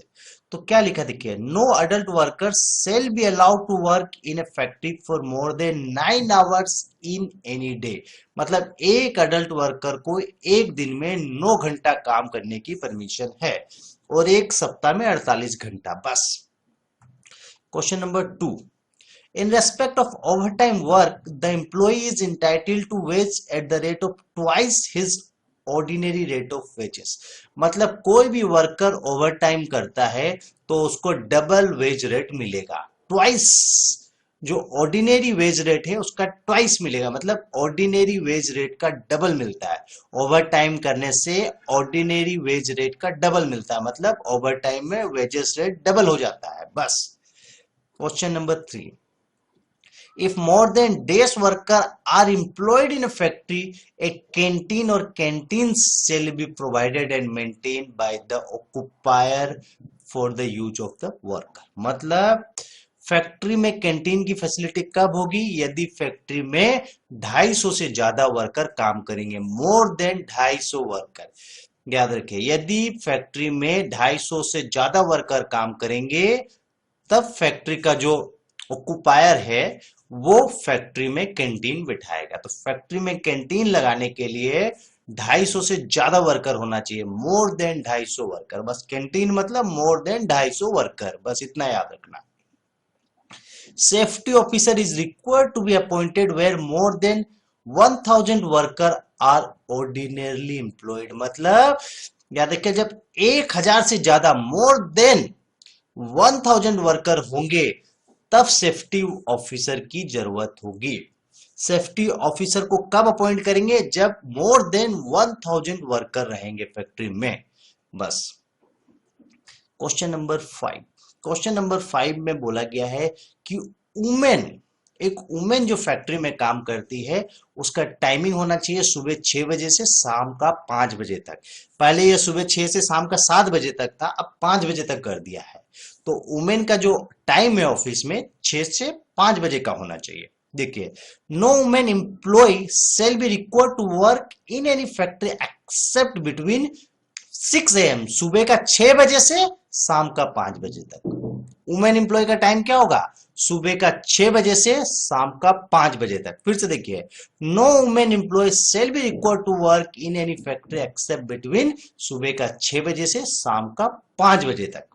पहले ये सुबह 6 बजे से शाम का 7 बजे तक था, अब शाम का 5 बजे तक कर दिया है। Question number 6, no female child shall be allowed to work in any factory except between, female child सिर्फ सुबह का 8 बजे से, सुबह का 8 बजे से शाम का 7 बजे तक काम कर सकती है। देखिए, फीमेल चाइल्ड, फीमेल चाइल्ड का वर्किंग आवर क्या है? सुबह का 8 बजे से शाम का 7 बजे तक। आगे देखिए, question number 7, occupier is the person who has ultimate control over the affairs of the factory. occupier उस आदमी को बोलते हैं जो फैक्ट्री को पूरा कंट्रोल करता है, अल्टीमेट कंट्रोल जिसके पास फैक्ट्री का है उसी को occupier बोलते हैं। occupier किसको बोलते हैं? जिसके पास फैक्ट्री का अल्टीमेट कंट्रोल है। The total number of leave that may be carried forward shall not exceed 30 days in case of adult worker और 40 days in case of a child worker। याद रखिए, अडल्ट वर्कर का कितना leave carry forward हो सकता है? 30 दिन का। और चाइल्ड वर्कर का कितना लीव कैरी फॉरवर्ड हो सकता है? 40 दिन का। बस अडल्ट वर्कर का 30 दिन का लीव कैरी फॉरवर्ड हो सकता है और चाइल्ड वर्कर का 40 दिन का। बस they shall examine an application for an establishment of a factory involving hazardous process. Site appraisal committee shall examine an application for an establishment of a factory involving hazardous process. बहुत simple था। age of adolescent worker is 14 years. याद रखिए, अडल्सेंट worker 14 से 18 साल तक का होता है, लेकिन उसका इनिशियल एज 14 साल होता है। Age of adolescent worker is 14 years. Question number 11, a child who has complete his 14 years of adolescent shall not be allowed to work in any factory unless a certificate of fitness granted in the custody of the manager of the factory। याद रखिए, बहुत simple सा चीज है। देखिए क्या बोलना चाहता है, सुनिए। देखिए, बोलना चाहता है कि जो चाइल्ड 14 साल कंप्लीट कर लिया है उसको फैक्ट्री में काम करने के लिए एक सर्टिफिकेट ऑफ फिटनेस चाहिए। सिंपल सा बात यही बोलता है। वह चाइल्ड जो अपना 14 साल कंप्लीट कर लिया और फैक्ट्री में काम करना चाहता है तो उसको सर्टिफिकेट ऑफ फिटनेस चाहिए। और ये सर्टिफिकेट ऑफ फिटनेस कौन देता है? याद रखिएगा, certifying surgeon certificate of fitness देता है। नेक्स्ट क्वेश्चन वही है। Certificate of fitness to be young worker is to be granted by certifying surgeon. Certificate of fitness कौन देता है? सर्टिफाइंग सर्जन देता है। White wash or colour wash should be carried out at least 14 month. हर 14 month में factory में एक white wash होता है, उससे फैक्ट्री को क्लीन किया जाता है, उसमें सारी गंदगी को हटाया जाता है और ये जरूरी है हर 14 महीना में एक बार कराने के लिए। आगे देखिए, क्वेश्चन नंबर 14, बहुत इजी क्वेश्चन है, ध्यान से सुनिएगा। देखिए क्वेश्चन नंबर 14, ध्यान से सुनिएगा। where more than days worker are employed, provision shall be made for cool drinking water during hot weather। मतलब बोलता है गर्मी का मौसम में कूल ड्रिंकिंग वाटर का मशीन कब फैक्ट्री में लगता है? जब कम से कम मोर देन 250 वर्कर काम करना चाहिए फैक्ट्री में। यदि किसी फैक्ट्री में मोर देन 250 वर्कर काम करता है तब उस फैक्ट्री में कूल ड्रिंकिंग वाटर का मशीन लगाया जाता है गर्मी का मौसम में। ठीक है। Shelter room with suitable lunch room are to be provided if more than 150 worker are employed. Shelter room मतलब होता है एक तो प्रोटेक्शन, यदि खराब वेदर में वो रूम आपको प्रोटेक्ट करेगा, सेफ्टी रूम बोल समझ लीजिए। बेड वेदर में जो आपको प्रोटेक्ट करेगा उसको बोलते हैं शेल्टर रूम। शेल्टर रूम कब कब किस फैक्ट्री में लगाया जाता है? जिस फैक्ट्री में more than 150 worker are employed. 150 more than 150 worker employed करेंगे तो शेल्टर रूम लगा सकते हैं। मोर देन 250 वर्कर यदि काम करते हो तो कूल ड्रिंकिंग वाटर का मशीन लगाना पड़ेगा। Question number 16, compensatory holidays are to be available within 2 months। हर 2 महीना में कंपनसेंटरी हॉलीडे मिलता है।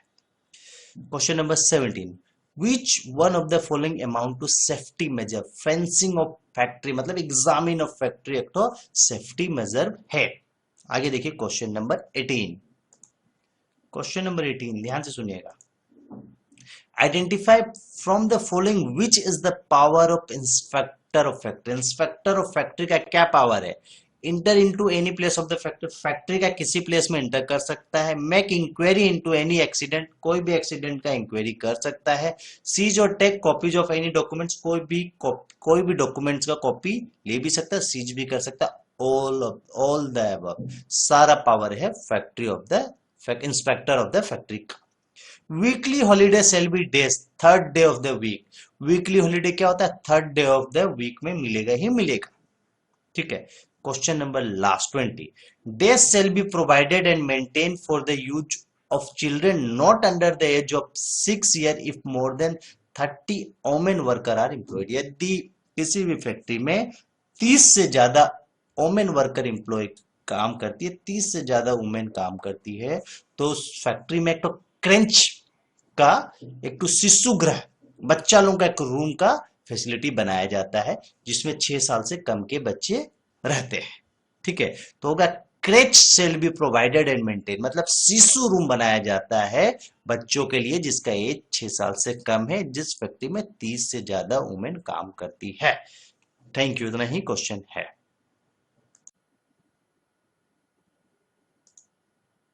Good morning. आज हम लोग पढ़ेंगे MCQ payment of gratuity act 1972। याद रखिए, CMA inter paper number 6 law and ethics का एमसीक्यू है पेमेंट ऑफ ग्रेच्युटी एक्ट। जितना एमसीक्यू पढ़ाएंगे ध्यान से सुनिएगा, सुनने से याद हो जाएगा और आप बड़ा क्वेश्चन भी अटेम्प्ट ले पाएंगे ध्यान से सुनेंगे तो। ग्रेच्युटी क्या होता है? ग्रेच्युटी एक गिफ्ट है जो एम्प्लॉयर एम्प्लॉय को देता है at the time of retirement, या जब एम्प्लॉय नौकरी छोड़ता है तब। क्या है, एक बार और सुन लीजिए। ग्रेच्युटी क्या है? लमसम बेनिफिट एम्प्लॉयर एम्प्लॉय को देता है at the time of retirement, और जब एम्प्लॉय नौकरी छोड़ता है। क्या होता है, जब एम्प्लॉयर एम्प्लॉय के यहाँ बहुत साल काम कर लेता है तब एम्प्लॉयर एम्प्लॉय का फ्यूचर सर्वाइवल के लिए, जब वो बूढ़ा हो जाता है, जब रिटायर हो जाता है, तो फ्यूचर सर्वाइवल के लिए एक लमसम बेनिफिट दे देता है, उसी को बोलते हैं ग्रेच्युटी, जिससे अपना जो एम्प्लॉय अपना बुढ़ापा निकाल सके। बस सिंपल सा चीज यही है। अब ध्यान से सुनिएगा क्या रूल्स प्रोविजन है। ठीक है, the gratuity is payable to an employee after he has renders continuous service for not less than 10 years। Gratuity employee को तभी मिलेगा जब वो कंटिन्यू 5 साल कम से कम सर्विस करेगा। तो ग्रेच्युटी लेने के लिए कम से कम कितना साल सर्विस करना पड़ेगा? 5 साल। एकदम सिंपल सा चीज। The maximum amount of gratuity payable is this. Maximum gratuity कितना हो सकता है? 20 लाख, उससे ज्यादा नहीं हो सकता। और एक कंडीशन है, देखिए, the gratuity is payable to an employee shall not exceed 20 month पे, मतलब 20 महीना का सैलरी से ज्यादा नहीं हो सकता है और 20 लाख से ज्यादा नहीं हो सकता है ग्रेच्युटी का amount. Both condition must be satisfied. Simple सा चीज है। कितना साल? कम से कम 5 साल आप काम करेंगे तब ग्रेच्युटी मिलेगा। ग्रेच्युटी का अमाउंट मैक्सिमम 20 लाख हो सकता है और 20 महीना का सैलरी से ज्यादा नहीं हो सकता है। आगे देखिए question number 4, the employer shall arrange to pay gratuity within days from the date of its becoming payable to the eligible person. जिस दिन आपको ग्रेच्युटी देने का लायबिलिटी आ जाएगा, वहां से आपको 30 दिन के अंदर एम्प्लॉयर को एम्प्लॉई को ग्रेच्युटी पेमेंट करना पड़ेगा। याद रखिएगा, जिस दिन उसका लायबिलिटी बिकम पेबल हो जाता है, वहां से 30 दिन के अंदर पेमेंट करना पड़ता है।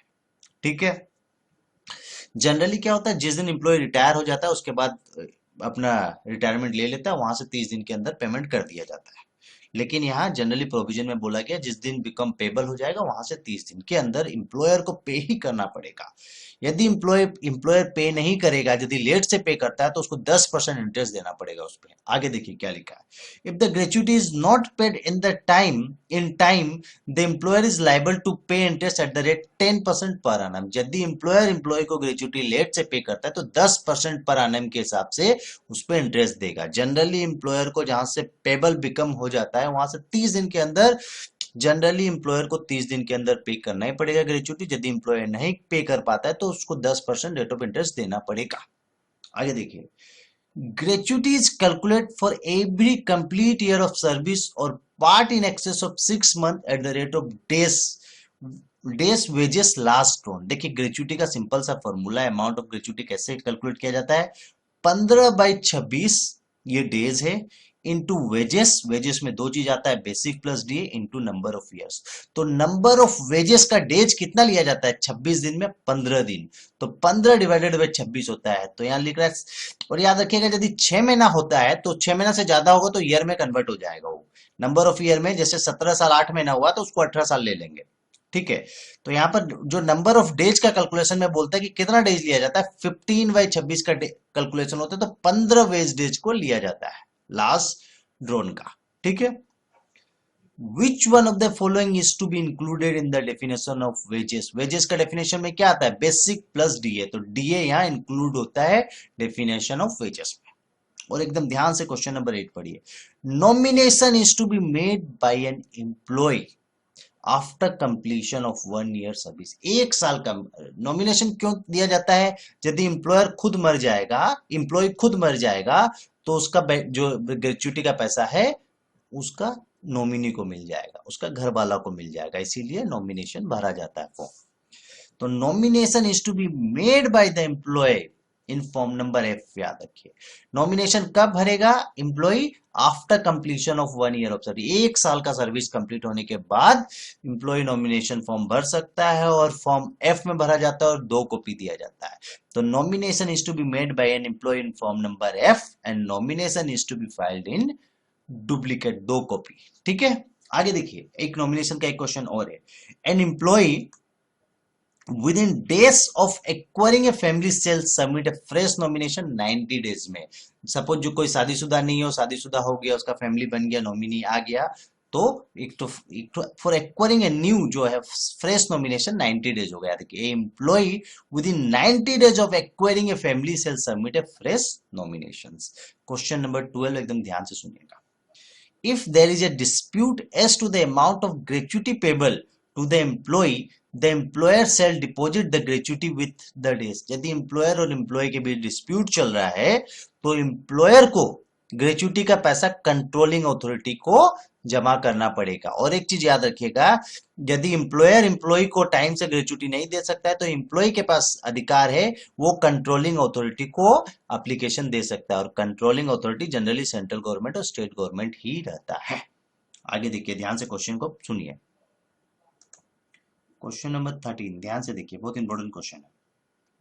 बोलता है, appeal against the order of the controlling authority may be filed within days from the date of receipt of the order। Controlling authority के अगेंस्ट कोई अपील फाइल करना चाहता है तो 60 दिन, जिस दिन ऑर्डर मिला वहां से 60 दिन के अंदर अपील फाइल कर सकता है, याद रखिएगा। Gratuity is payable to an employee, अभी बताए थे, ऑन इज सुपर एनुएशन में दिया जाएगा, रिटायरमेंट में दिया जाएगा और रिट्रेचमेंट में दिया जाएगा। In all the above cases में ग्रेच्युटी दिया जाएगा।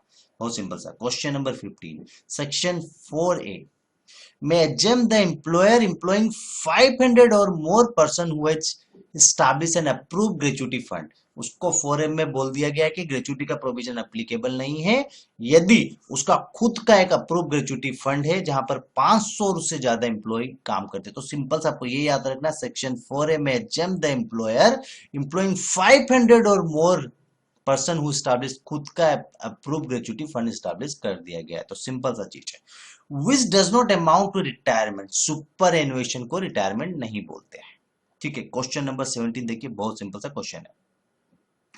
बोलता है the employer shall display an abstract of the act and the rules in form number you.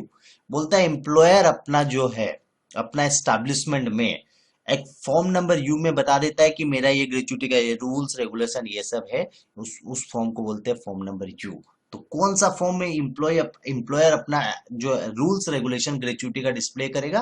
Form number U में। क्वेश्चन नंबर 18 देखिए, if sufficient cause is shown the appropriate government may condone the delay in filing appeal against the order of the controlling authority. 60 दिन तक का delay कर सकता है यदि माने सफिशिएंट रीजन उसको दिखाया जाए अप्रोप्रिएट गवर्नमेंट को। ठीक है, सिंपल सा चीज है। और ये देखिए क्वेश्चन नंबर 19। ठीक है, क्वेश्चन नंबर 19 देखिए, if an employer intend to close the business he is to send notice to the controlling authority within 16 days before the intended closure। यदि बिजनेस क्लोज करना चाहता है तो कंट्रोलिंग अथॉरिटी को 60 दिन पहले बता देगा। कंट्रोलिंग अथॉरिटी सुनते ही 60 दिन लिख दीजिएगा और कुछ माथा मत लगाइएगा। सारा कंट्रोलिंग अथॉरिटी का मैक्सिमम प्रोविजन में 60 डेज ही लिखा हुआ है। which will not amount to service of notice under the rules। याद देखिए बाय रजिस्टर पोस्ट को सर्विस ऑफ नोटिस नहीं बोलते। which will not amount to service of notice under the rules, याद देखिए बाय रजिस्टर पोस्ट। अब true false एकदम ध्यान से सुनिएगा, ध्यान से सुनिएगा, ट्रू फॉल्स। ठीक है, क्या ट्रू है क्या फॉल्स है? पहला question, a person holding a post under the central government is an employee under the payment of gratuity act। फिर से देखिए, person holding a post under the central government is an employee. Central government के अंदर post hold किया है वो false है, ये नहीं माना जाएगा।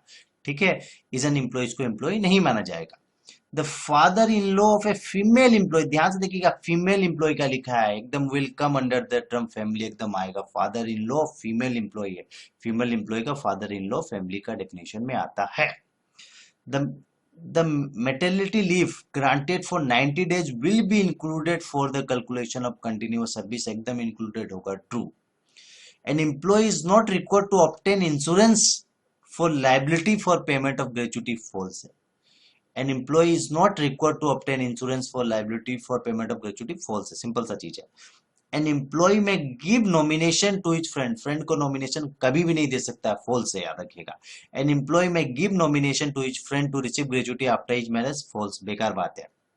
No gratuity payable shall be liable to attachment in execution of any decree of court। Court कभी भी ऑर्डर नहीं दे सकता है कि आपका कोई लाइबिलिटी है उसके रिगार्ड में ग्रेच्युटी का पैसा ले लिया जाए। कभी भी कोई भी कोर्ट का ऑर्डर आपका ग्रेच्युटी का पैसा नहीं मार सकता है, याद रखिएगा।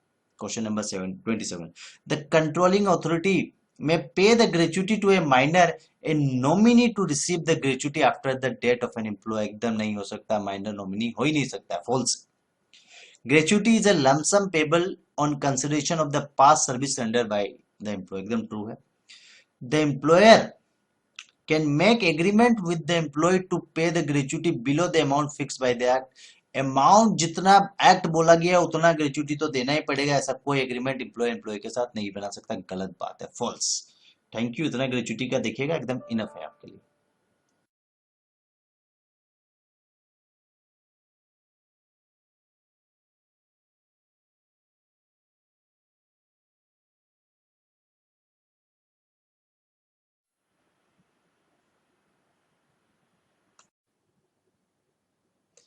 Good morning. आज हम लोग सीएमए इंटर पेपर 6 में इंडस्ट्रियल लॉ के अंदर पेमेंट ऑफ वेजेस एक्ट 1936 का एमसीक्यू करेंगे।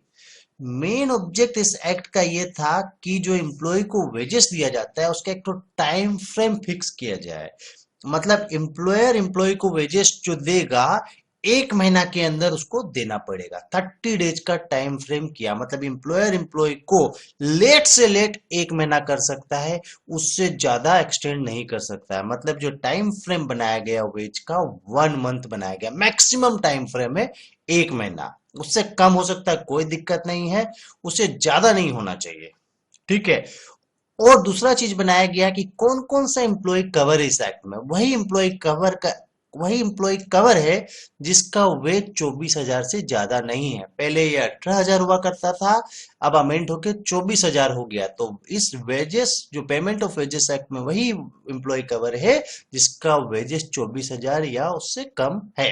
अब देख लिया, डायरेक्टली क्वेश्चन में आ रहा हूं। The wage period shall not exceed 1 month. Wage period 1 महीना से ज्यादा नहीं हो सकता है। ठीक है, 1 महीना से ज्यादा हो जाएगा तो एम्प्लॉय को पैसा देने में भी अखरेगा, क्योंकि वेजेस जो अमाउंट है काफी ज्यादा दिखेगा। तो इसीलिए इस एक्ट में बनाया गया द वेज पीरियड मैक्सिमम 1 महीना होना चाहिए, उससे ज्यादा नहीं हो सकता है। क्वेश्चन नंबर 2 देखिए, क्वेश्चन नंबर 2 क्या बोलता है? The payment of wages act applies if such wages for that wage period do not exceed। मतलब पेमेंट ऑफ वेजेस एक्ट उसी पे अप्लाई होगा जिसका वेजेस 24,000 से ज्यादा नहीं है पर मंथ। मतलब सीधा सा बात है, यह एक्ट उसी एम्प्लॉय पे एप्लीकेबल होगा जिसका वेजेस 24,000 या उससे कम है। याद रखिएगा। Question number 3, payment of wages shall be made. मतलब वेज का पेमेंट आप किस फॉर्म में दे सकते हो? करंट करेंसी, करंट कॉइन में बोला, करंट कॉइन में देना चाहो दे सकते हो, कोई दिक्कत नहीं है। करेंसी नोट में भी दे सकते हो, चेक में भी दे सकते हो, सामने वाला का बैंक अकाउंट में क्रेडिट भी कर सकते हो एनईएफटी आरटीजीएस के through. Any of the above answer होगा एनी ऑफ द अबव। याद रखिएगा, यदि अप्रोप्राइट गवर्नमेंट बोल देता है कि इस फॉर्म में देना, उस ऑर्गेनाइजेशन को स्पेसिफिक कर देता है, तो वह ऑर्गेनाइजेशन उस फॉर्म को एप्लीकेबल करेगा। और अप्रोप्राइट गवर्नमेंट कुछ नहीं बोलता है। अप्रोप्राइट गवर्नमेंट मतलब सेंट्रल गवर्नमेंट और स्टेट गवर्नमेंट यदि कोई नोटिफिकेशन लाता है और सेंट्रल गवर्नमेंट स्टेट गवर्नमेंट कुछ नहीं बोलता है, तो आप किसी भी फॉर्म में वेजेस दे सकते हो। करंट कॉइन में भी दे सकते हो, करंट नोट्स में भी दे सकते हो, चेक में भी दे सकते हो, एनईएफटी भी दे सकते हो। Question number 4, no fine shall be impose on the employees under the age of 15 years. यदि किसी एम्प्लॉय का एज 15 साल से कम है तो उस पे एम्प्लॉयर कोई फाइन नहीं कर सकता है। ठीक है। Question number 5, the total amount of fine which may be impose in any wage period shall not exceed 3% of the wages payable to him. देखिए, पहला रूल बोलता है यदि किसी एम्प्लॉय का एज 15 साल से कम है तो उस पर कोई फाइन नहीं ले सकते हैं। मतलब फाइन उसी एम्प्लॉय पे लिया जा सकता है जिसका एज 15 साल से ज्यादा है, लेकिन मैक्सिमम फाइन उसका वेजेस का 3% से ज्यादा नहीं हो सकता है। बस देखिए, एक बार रिवीजन करा रहा हूं। वेज पीरियड कितना होना चाहिए? मैक्सिमम 1 महीना। Ways of payment of wages act किस पे एप्लीकेबल है? जिसका सैलरी 24,000 या उससे कम है, डज नॉट एक्सीड, 24,000 से ज्यादा नहीं होना चाहिए। तीसरा, आप वेजेस किस फॉर्म में दे सकते हो? कॉइन्स में भी दे सकते हैं, नोट्स में भी दे सकते हैं, चेक में भी दे सकते हैं, एनईएफटी भी कर सकते हैं, कोई दिक्कत नहीं है। फाइन किस पे नहीं लगेगा? जिसका एज 15 साल से कम है। मैक्सिमम फाइन कितना लग सकता है? एम्प्लॉय से एम्प्लॉय ले सकता है 3% of the wages. Question number 6 देखिए, every register and record shall be preserved for a period of 3 years after the date of last entry made therein। Wages जो एम्प्लॉयर एम्प्लॉय को वेज पेमेंट करता है उसका एक रजिस्टर मेंटेन होता है। वह रजिस्टर कितना साल के लिए मेंटेन करना पड़ता है? कम से कम 3 साल का वह वेज रजिस्टर मेंटेन किया जाता है। बस इतना याद रखना है। Question number 7, the wages of employed person in an establishment where less than 1,000 person are employed shall be paid before 7th day। याद रखिएगा, यदि किसी एस्टैब्लिशमेंट में 1,000 से कम एम्प्लॉय है तो उस एस्टैब्लिशमेंट को नेक्स्ट मंथ का, मतलब इस महीना का सैलरी नेक्स्ट मंथ का 7 तारीख से पहले दे देना पड़ेगा, उससे लेट नहीं कर सकता। यदि 1,000 से ज्यादा एम्प्लॉय है तो लेट से लेट 10 तारीख कर सकता है। सैलरी कब तक देना पड़ेगा? यदि 1,000 से कम एम्प्लॉय है 7 तारीख तक, और यदि 1,000 से ज्यादा एम्प्लॉय है 10 तारीख तक। बस इतना याद रखना है। Question number 8, the term employer include the deceased the these legal representative of deceased employer. याद रखिए, यदि एम्प्लॉयर मर भी जाता है तो उसका लीगल रिप्रेजेंटेटिव को ही एम्प्लॉयर मान लेंगे। तो सीधा सा आपको इतना मानना है, एम्प्लॉयर में इंक्लूड होता है या एम्प्लॉयर में इंक्लूड होता है लीगल रिप्रेजेंटेटिव ऑफ एम्प्लॉयर, बस इतना याद रखना है।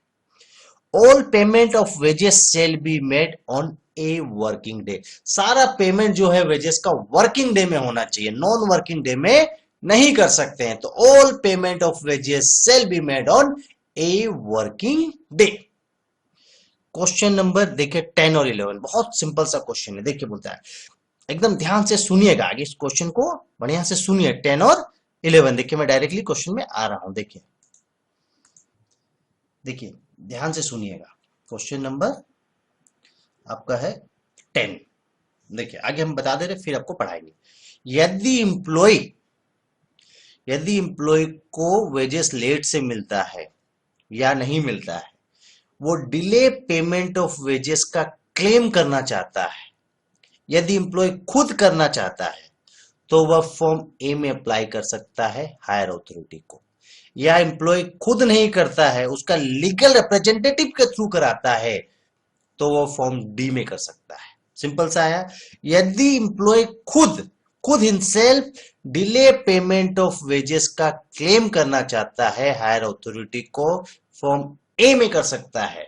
और एम्प्लॉय खुद नहीं करना चाहता है, अपना कोई ऑथोराइज्ड रिप्रेजेंटेटिव के थ्रू कराना चाहता है, तो वह फॉर्म डी में डिले पेमेंट ऑफ वेजेस का क्लेम कर सकता है। ये पढ़ते हैं फिर समझाएंगे। The claim for delay payment of wages is to be made in Form A in case of individual employed person। याद देखिए, सिंपल सा इतना याद रखना है, यदि डिले पेमेंट ऑफ वेजेस का कोई क्लेम करना चाहता है एम्प्लॉय, वो खुद हिमसेल्फ करेगा तो फॉर्म ए में अप्लाई करेगा हायर अथॉरिटी को।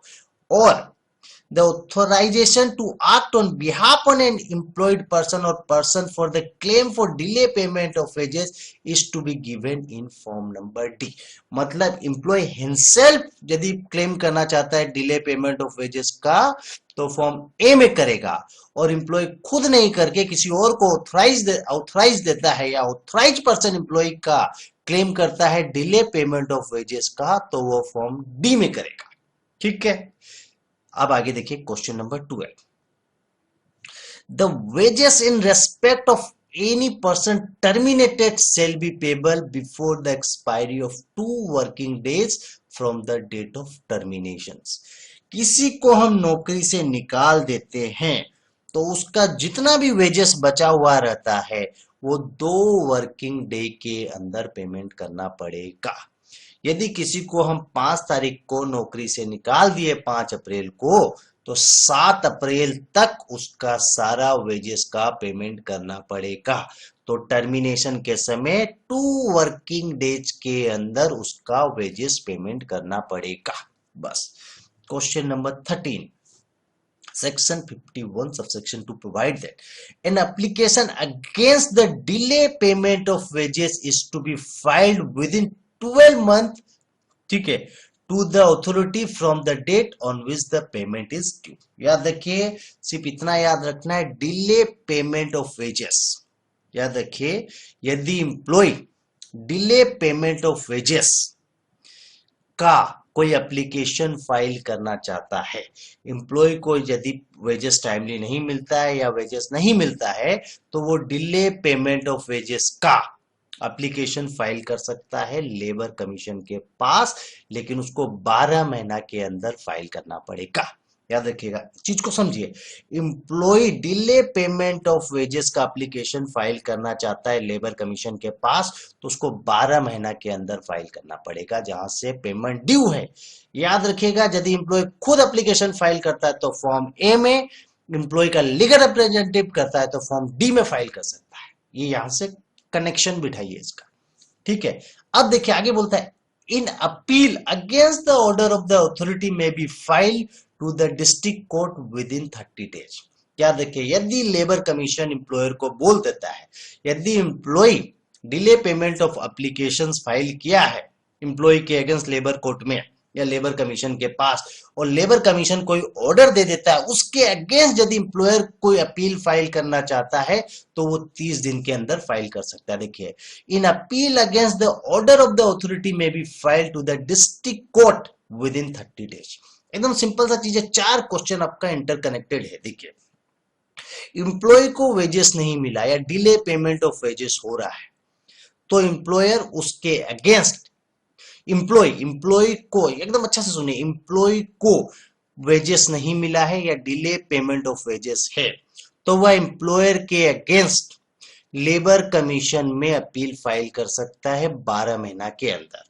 एम्प्लॉय खुद अपील फाइल करेगा तो फॉर्म ए में, और एम्प्लॉय का लीगल रिप्रेजेंटेटिव फाइल करेगा तो फॉर्म डी में फाइल करेगा लेबर कमीशन के पास।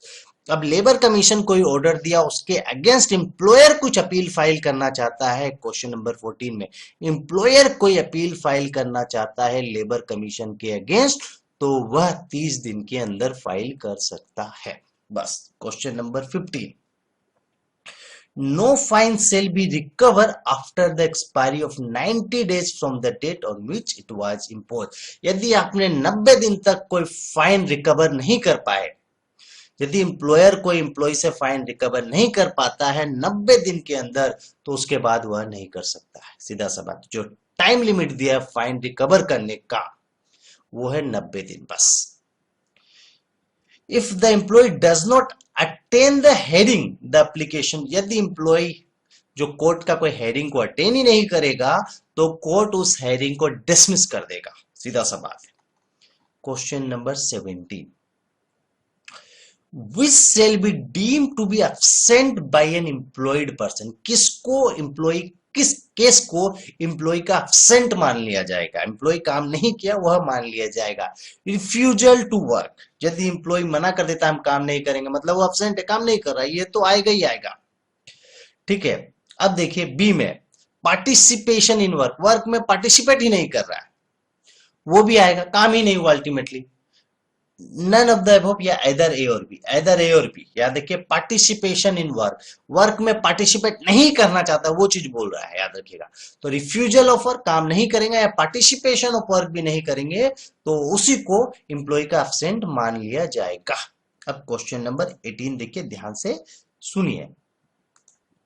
क्वेश्चन नंबर 18 ध्यान से सुनिएगा, ठीक है। बोलता है the authority may refuse to entertain an application for the claim। Claim के लिए जो एप्लीकेशन किए हैं जो हायर अथॉरिटी है वो उसको एंटरटेन ही नहीं करेगा। कब? जब that the applicant shows no sufficient cause for making a direction या making a application।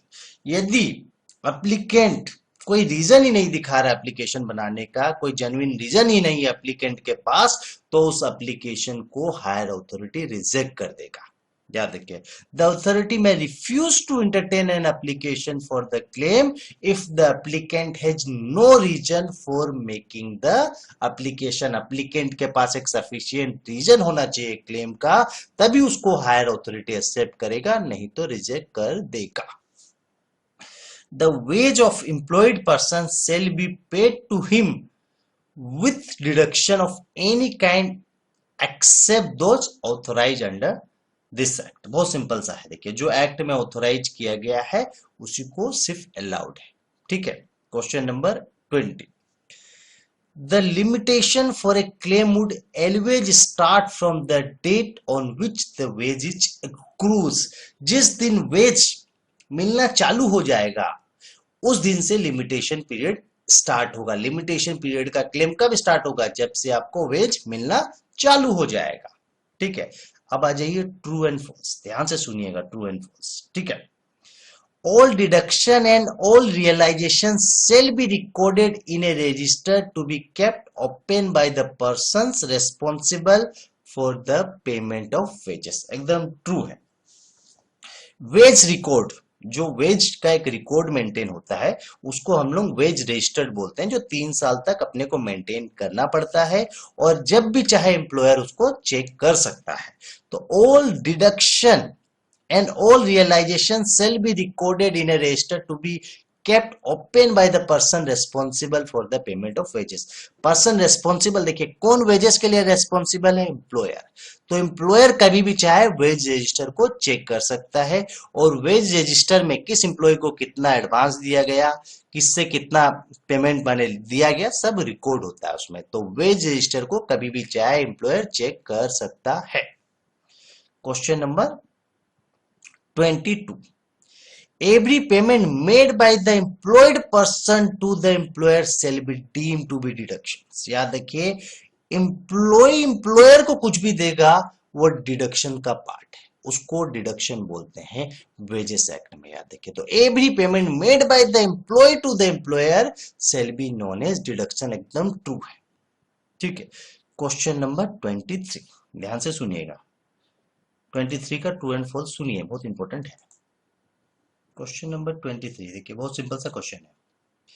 Any loss of wages resulting the suspension of an employ amount to deduction of wages. Suspension of employ जो है कभी भी deduction of wages नहीं होगा, false दिया है।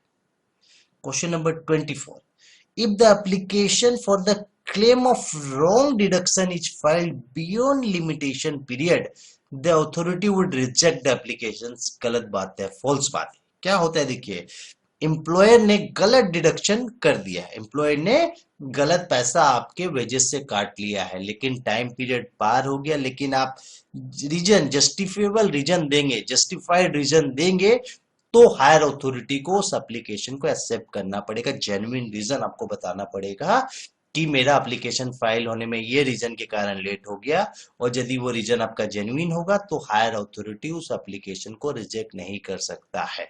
तो रॉन्ग डिडक्शन ऑफ वेजेस जो होगा, रॉन्ग डिडक्शन ऑफ वेजेस होगा और उसका आप जेन्युइन रीजन आप दे देंगे हायर अथॉरिटी को, इस कारण हम एप्लीकेशन फाइल नहीं कर पाए, तब वो एप्लीकेशन वो एक्सेप्ट कर सकता है। तो देखिए, if the application for the claim of wrong deduction is filed beyond limitation period, the authority would reject the application। authority reject नहीं कर सकता, आपके पास genuine reason होना चाहिए।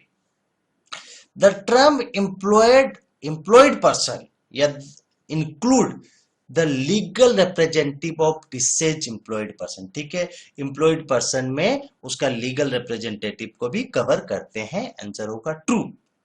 ठीक है, ये यदि एम्प्लॉयर भी होता है, एम्प्लॉयर के समय भी legal representative of employer cover होता है। Question number 26, every employer shall B responsible for the payment of wages to be paid under the act to person employed by him। every employer shall be responsible for the payment of wages to the employee। employer employee को veg payment करने के लिए responsible है, यही बात बोल रहा। हाँ, यस, एम्प्लॉयर एम्प्लॉय को वेज पेमेंट करने के लिए रेस्पॉन्सिबल है, आंसर होगा true. A notice is not required to be issued before imposing fine on the employed person। यदि एम्प्लॉय से एम्प्लॉयर कोई फाइन ले रहा है तो उसका नोटिस जरूरी है इशू करना, तो employer must issue notice to the employee for imposing fine. तो notice is must required to be issued, ये फॉल्स बात है। या नोटिस इशू नहीं कर रहा और फाइन ले रहा, बहुत गलत बात है, ऐसा नहीं कर सकता। Fine may be recover from the employed person by instalment. Instalment में कभी भी फाइन नहीं लिया जा सकता, लमसम एक ही बार में फाइन लिया जा सकता है, मैक्सिमम 3% फाइन लेगा, और 15 साल से कम होगा यदि एम्प्लॉय का एज, तो फाइन ले भी नहीं सकता है। और यदि 3 साल से माने एम्प्लॉय का वेज 15 साल से ज्यादा होगा तो 3% तक फाइन ले सकता है, लेकिन इंस्टॉलमेंट में कभी भी फाइन नहीं लिया जा सकता है, याद रखिएगा। अब नेक्स्ट क्वेश्चन में आ जाइए। ठीक है, question number 29, No recovery shall be made of advances given before employment against the advances given for traveling expenses। याद रखिए, एम्प्लॉयर एम्प्लॉय को कोई एडवांस दिया है, ठीक है, तो वो उसका सैलरी के साथ एडजस्ट कर सकता है, उसको वेजेस के साथ एडजस्ट कर सकता है, ट्रैवलिंग एक्सपेंसेस के साथ कभी भी सैलरी एडवांस एडजस्ट नहीं हो सकता है, याद रखिएगा। No recovery shall be made of advances given before employment against the advances given for travelling expenses. Salary advances travelling expenses के साथ एडजस्ट नहीं हो सकता है, याद रखिएगा। क्वेश्चन नंबर 30 लास्ट क्वेश्चन है। The application for claim of delay payment of wages should be filed in duplicate, one copy shall bear such court fee as may be prescribed, एकदम ट्रू है। याद रखिए एप्लीकेशन फॉर डिले पेमेंट जो authority labour commission को file होता है उसका एक कॉपी जो है उसमें कुछ कोर्ट फी दिया जाता है। थैंक यू, ये ट्रू है। थैंक यू, इतना काफी है।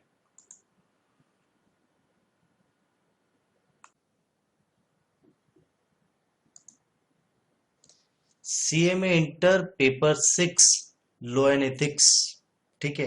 टॉपिक का नाम है मिनिमम वेजेस एक्ट 1948।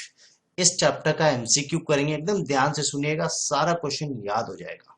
डायरेक्टली हम क्वेश्चन में आ रहे हैं, थोड़ा सा खाली बता रहे एक्ट क्यों बना। देखिए ये एक्ट आया था 15 जनवरी 1948 को ये एक्ट एप्लीकेबल हुआ, ठीक है। ये एक्ट बोलता है कि सेंट्रल गवर्नमेंट और स्टेट गवर्नमेंट ने रूल्स बनाया है कि एक एम्प्लॉय को मिनिमम इतना वेजेस पेमेंट करना ही पड़ेगा, जरूरी है। एक एम्प्लॉय यदि तुम्हारे यहाँ काम करता है तो एम्प्लॉय का एक मिनिमम वेज रेट के ऊपर यह एक्ट बनाया गया है कि एक एम्प्लॉय को मिनिमम इतना वेजेस देना ही पड़ेगा। अब डायरेक्टली क्वेश्चन में आ रहे हैं, देखिए बोलता है, फर्स्ट क्वेश्चन है adult is a person who has completed his 18 years। Adult किसको बोलेंगे? जिसका 18 साल पूरा हो चुका है, कंप्लीट हो चुका है, बस इतना याद रखना है। अडल्ट मतलब वह आदमी जिसका 18 साल कंप्लीट हो चुका है। Question number 2, the minimum wages shall be paid in an establishment in which more than 1000 persons are employed before the expiry of 10th day. बोलता है यदि किसी स्टैब्लिशमेंट में 1000 से ज्यादा एम्प्लॉय है तो उस स्टैब्लिशमेंट को मिनिमम वेजेस 10 तारीख से पहले देना पड़ेगा। मतलब यदि इस महीना काम किया है तो नेक्स्ट महीना का 10 तारीख से पहले देना पड़ेगा, एकदम याद रखिएगा। और एक क्वेश्चन मैंने एक ब्रैकेट में एक चीज लिखा है, if less than 1000 then 7th day. यदि आपको सिर्फ इतना याद रखना है, यदि किसी स्टैब्लिशमेंट में 1000 से ज्यादा एम्प्लॉय है तो उस स्टैब्लिशमेंट को 10 तारीख से पहले उन लोगों को सैलरी या वेजेस देना पड़ेगा। सिंपल सा बात है। वेजेस कितना दिन पहले देना पड़ेगा? 10 दिन पहले, 10 तारीख से पहले देना पड़ेगा। यदि उस एस्टैब्लिशमेंट में 1000 से कम एम्प्लॉय है तो 7 दिन पहले, 7 तारीख से पहले देना पड़ेगा। बस इतना याद रखना है, यदि एस्टैब्लिशमेंट में 1000 से ज्यादा एम्प्लॉय है तो 10 तारीख से पहले देना पड़ेगा, और 1000 से कम एम्प्लॉय है तो 7 तारीख से पहले उसको वेजेस देना पड़ेगा। बस। अब देखिए क्वेश्चन नंबर 3, क्वेश्चन नंबर 2 ही है, खाली उसको लिख दिया हूं, अच्छा से देखिए, 2 बार आया इसलिए। wages of workers shall be paid before the expiry of 7th in the establishment for which less than, अभी बताया था यदि किसी एस्टैब्लिशमेंट में 1000 से कम एम्प्लॉय है तो उसको 7 तारीख से पहले वेजेस देना पड़ेगा। तो यहाँ क्या होगा? लेस देन 1000, 7 तारीख बोला है मतलब लेस देन 1000, ठीक है। क्वेश्चन नंबर 4 और 5 ध्यान से सुनिएगा। मिनिमम वेजेस में B fix by, minimum wages यदि आप किसी को देते हो, किसी वर्कर को मिनिमम वेजेस देते हो तो किस बेसिस में दे सकते हो? आवरली बेसिस, यदि घंटा के बेसिस में हम डिसाइड करेंगे तो घंटा के बेसिस में दे देंगे। द डे मतलब डेली बेसिस में देना चाहें, डे के बेसिस में देना चाहें तो डे के बेसिस में भी दे सकते हैं, और मंथ के बेसिस में देना चाहें तो मंथ के बेसिस में भी दे सकते हैं। बाय एनी ऑफ द, मतलब किसी भी तरीका से हम देना चाहें तो हम अपना वर्कर से वैसा फिक्स कर लेंगे और उसको उस हिसाब से मिनिमम वेजेस दे देंगे। तो ये मोड ऑफ मिनिमम वेजेस है, आवरली बेसिस में भी हो सकता है, डेली बेसिस में भी हो सकता है, मंथली बेसिस में भी हो सकता है। एप्रोप्राइट गवर्नमेंट मतलब याद रखिएगा सेंट्रल गवर्नमेंट और स्टेट गवर्नमेंट। बस। The appropriate government may fix minimum rate of wages for time work, piece work, guarantee time rate और ऑल ऑफ द अबव, तीनों तरीका से अप्रोप्राइट गवर्नमेंट वेज रेट को फिक्स किया है। अभी ऊपर में बताया था, उसी क्वेश्चन को घुमा के बोला है कि टाइमली बेसिस दे दो, या पीस के बेसिस में दे दो, या गारंटी टाइम रेट के बेसिस में दे दो, या ऑल ऑफ दैट, किसी भी तरीका से आप वेजेस दे सकते हो, कोई दिक्कत नहीं है। Question number 6, any person who is responsible to the owner for the supervision and control of the employee और for the payment of wages is an employer. याद रखिए, सिर्फ इतना याद रखना है, responsible for payment of wages कौन है? एम्प्लॉयर का जिम्मेदारी है एम्प्लॉय को पैसा देने का, बस इतना है। ठीक है, सुपरविजन एंड कंट्रोल, एम्प्लॉय को कंट्रोल कौन करेगा और एम्प्लॉय को वेजेस देने का जिम्मेदारी किसका है? एम्प्लॉयर का है, बस, और आगे नहीं। The minimum wages shall be paid in cash, minimum wages cash में पेमेंट किया जाता है। क्वेश्चन नंबर 18, एकदम क्वेश्चन में आंसर आप ध्यान से सुन लीजिए, आपको याद हो जाएगा। Where a person provide labor or service to another for remuneration which is less than the minimum wages, such labor is called। यदि किसी आदमी को आप ज्यादा काम करा के कम पैसा देते हो तो उसको क्या करा रहे हो? फोर्सली काम करा रहे हो, उसे प्रेशर दे के, उससे मजबूरी में काम करा रहे हो, फोर्सली काम करा रहे हो, तो लॉजिकली क्या बोलेंगे उस लेबर को? फोर्स लेबर बोलते हैं। यदि किसी को फोर्स करा के काम कराया जा रहा है, कम वेजेस दे रहे हो, ज्यादा काम करा रहे हो, मतलब फोर्स करके काम करा रहे हो, और फोर्स करके काम करा रहे हो तो उसको फोर्स लेबर बोलते हैं, force labour. Question number 9, where a worker work more than 9 hours on any day or more than 48 hours in a week, he shall be entitled to overtime wages 1.5 times of the ordinary wages in case of an agriculture। याद रखिएगा, agriculture के समय यदि आप overtime करते हो तो over time rate 1.5 times है, और अदर देन एग्रीकल्चर कुछ भी होगा डबल हो जाएगा, 2 टाइम्स होगा। याद रखिए, बस इतना याद रखना है, एग्रीकल्चर के समय ओवर टाइम 1.5 टाइम से 1.5 गुना है, अदर देन एग्रीकल्चर होने से 2 गुना ओवर टाइम होता है। ठीक है। Question number 10, to set the weekly day of rest, the employee has to work for a continuous period for not less than 6 days in a week। ये बहुत simple था। Question number 11, the schedule is divided in 2 parts। part 1 of the schedule has days entries। part 1 में 18 entries है। ठीक है। Question number 12, schedule 2 of this act related to an employment of agriculture. Schedule 2 क्या चीज से related है? Employment of agriculture, बस schedule 2 agriculture, बस इतना याद रखना है। Review of minimum wages is to be done at such interval not exceeding 5 year. याद रखिए, जो अप्रोप्रिएट गवर्नमेंट है मिनिमम वेजेस का रिव्यू करता है, हर 5 साल में करता है, बस याद रखिएगा। वो चाहता है मिनिमम वेजेस बढ़ाना चाहता है, या रिव्यू करता है सही है या गलत है, उससे कितना बढ़ना चाहिए, तो अप्रोप्रिएट गवर्नमेंट मिनिमम वेजेस का रिव्यू हर 5 साल में करता है। No minimum wages cannot be fix where, minimum wages fix नहीं किया जा सकता यदि dispute is pending before the tribunal, यदि कोई डिस्प्यूट पेंडिंग है ट्रिब्यूनल के पास, या dispute is pending before any authority under any other law और एनी अवार्ड इन ऑपरेशंस। याद रखिए ये, और क्वेश्चन में, क्वेश्चन नंबर डी में बोला एनी ऑफ द अबव, यदि किसी के पास डिस्प्यूट पेंडिंग है तो मिनिमम वेजेस फिक्स नहीं किया जा सकता, किसी के पास भी, किसी भी कोर्ट में। याद रखिएगा, तो आंसर होगा any one of the above 3, कोई भी हो इन तीनों। क्वेश्चन नंबर डी में यही लिखा है, any one of the above. यदि डिस्प्यूट पेंडिंग है मिनिमम वेजेस को लेके तो मिनिमम वेजेस फिक्स नहीं किया जा सकता है। Question number 15, the central government proposes the minimum rate of wages at ₹10,000। Central government ने मिनिमम वेजेस कितना कितना प्रपोज किया? 10,000 रुपया। ठीक है। क्वेश्चन नंबर 16, ध्यान से देखिएगा, a wage slip shall be issued by every employer to every employee. Wage slip हर एम्प्लॉयर एम्प्लॉय को इशू करता है, कब? At least a day prior to the disbursement of wages, wages देने के एक दिन पहले। क्वेश्चन नंबर 17, ध्यान से देखिएगा, rule 24 provide that the number of hours which shall be constitute a normal working days in respect of an adult। याद रखिएगा, अडल्ट के लिए रूल्स में बताया गया है कि एक अडल्ट को कम से कम एक दिन में 9 घंटा काम करना चाहिए, और चाइल्ड को 4.5 घंटा, 4.5 आवर्स। अडल्ट का नॉर्मल वर्किंग आवर कितना है? 9 घंटा, और चाइल्ड का कितना? 4.5 आवर्स। ठीक है। अब नेक्स्ट क्वेश्चन ध्यान से सुनिएगा,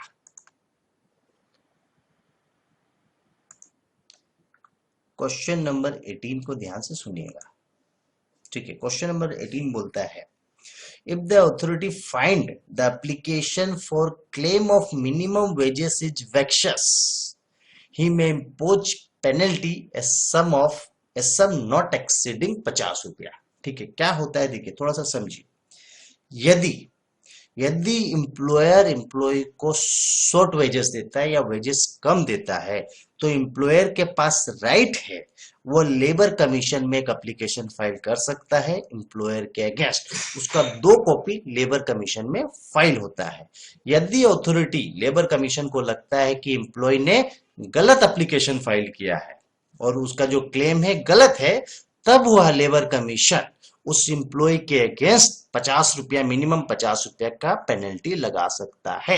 तो वही चीज लिखा, if the authority find the application for claim of minimum wages is vexatious, मतलब गलत है, तो वह अथॉरिटी व लेबर कमीशन 50 रुपया का पेनल्टी लगा सकता है एम्प्लॉय के ऊपर। Question number 19. The total amount of deduction from the wages shall not exceed 75% of such wages, where such deduction are paid to consumer cooperative store run by cooperative society. याद रखिए, employer employ का wages से कब deduction करता है, थोड़ा सा समझिए। यदि एम्प्लॉय एब्सेंट होता है या कुछ डैमेज कर देता है या अदर कोई फैसिलिटी एचआरए या अदर कोई बेनिफिट लेता है, तो एम्प्लॉयर एम्प्लॉय का सैलरी से डिडक्शन कर सकता है। लेकिन नॉर्मली एम्प्लॉयर एम्प्लॉय का सैलरी से 50% तक डिडक्शन कर सकता है। लेकिन यदि एम्प्लॉयर कोई कोऑपरेटिव सोसाइटी को पैसा देता है, जो कंज्यूमर कोऑपरेटिव स्टोर चला रहा है, एम्प्लॉय वहां से कुछ लिया होगा, उसके रिगार्ड में एम्प्लॉयर कोऑपरेटिव सोसाइटी को पेमेंट किया होगा, तो उसके रिगार्ड में मैक्सिमम डिडक्शन 75% हो सकता है। लेकिन दूसरा केस होगा अदर देन कोऑपरेटिव सोसाइटी, तो 50% से ज्यादा डिडक्शन नहीं हो सकता है। अब ये देखिए, the claim for minimum wages shall be made in duplicate, 2 copy file होता है लेबर कमीशन को। बस इतना याद रखिएगा। Thank you.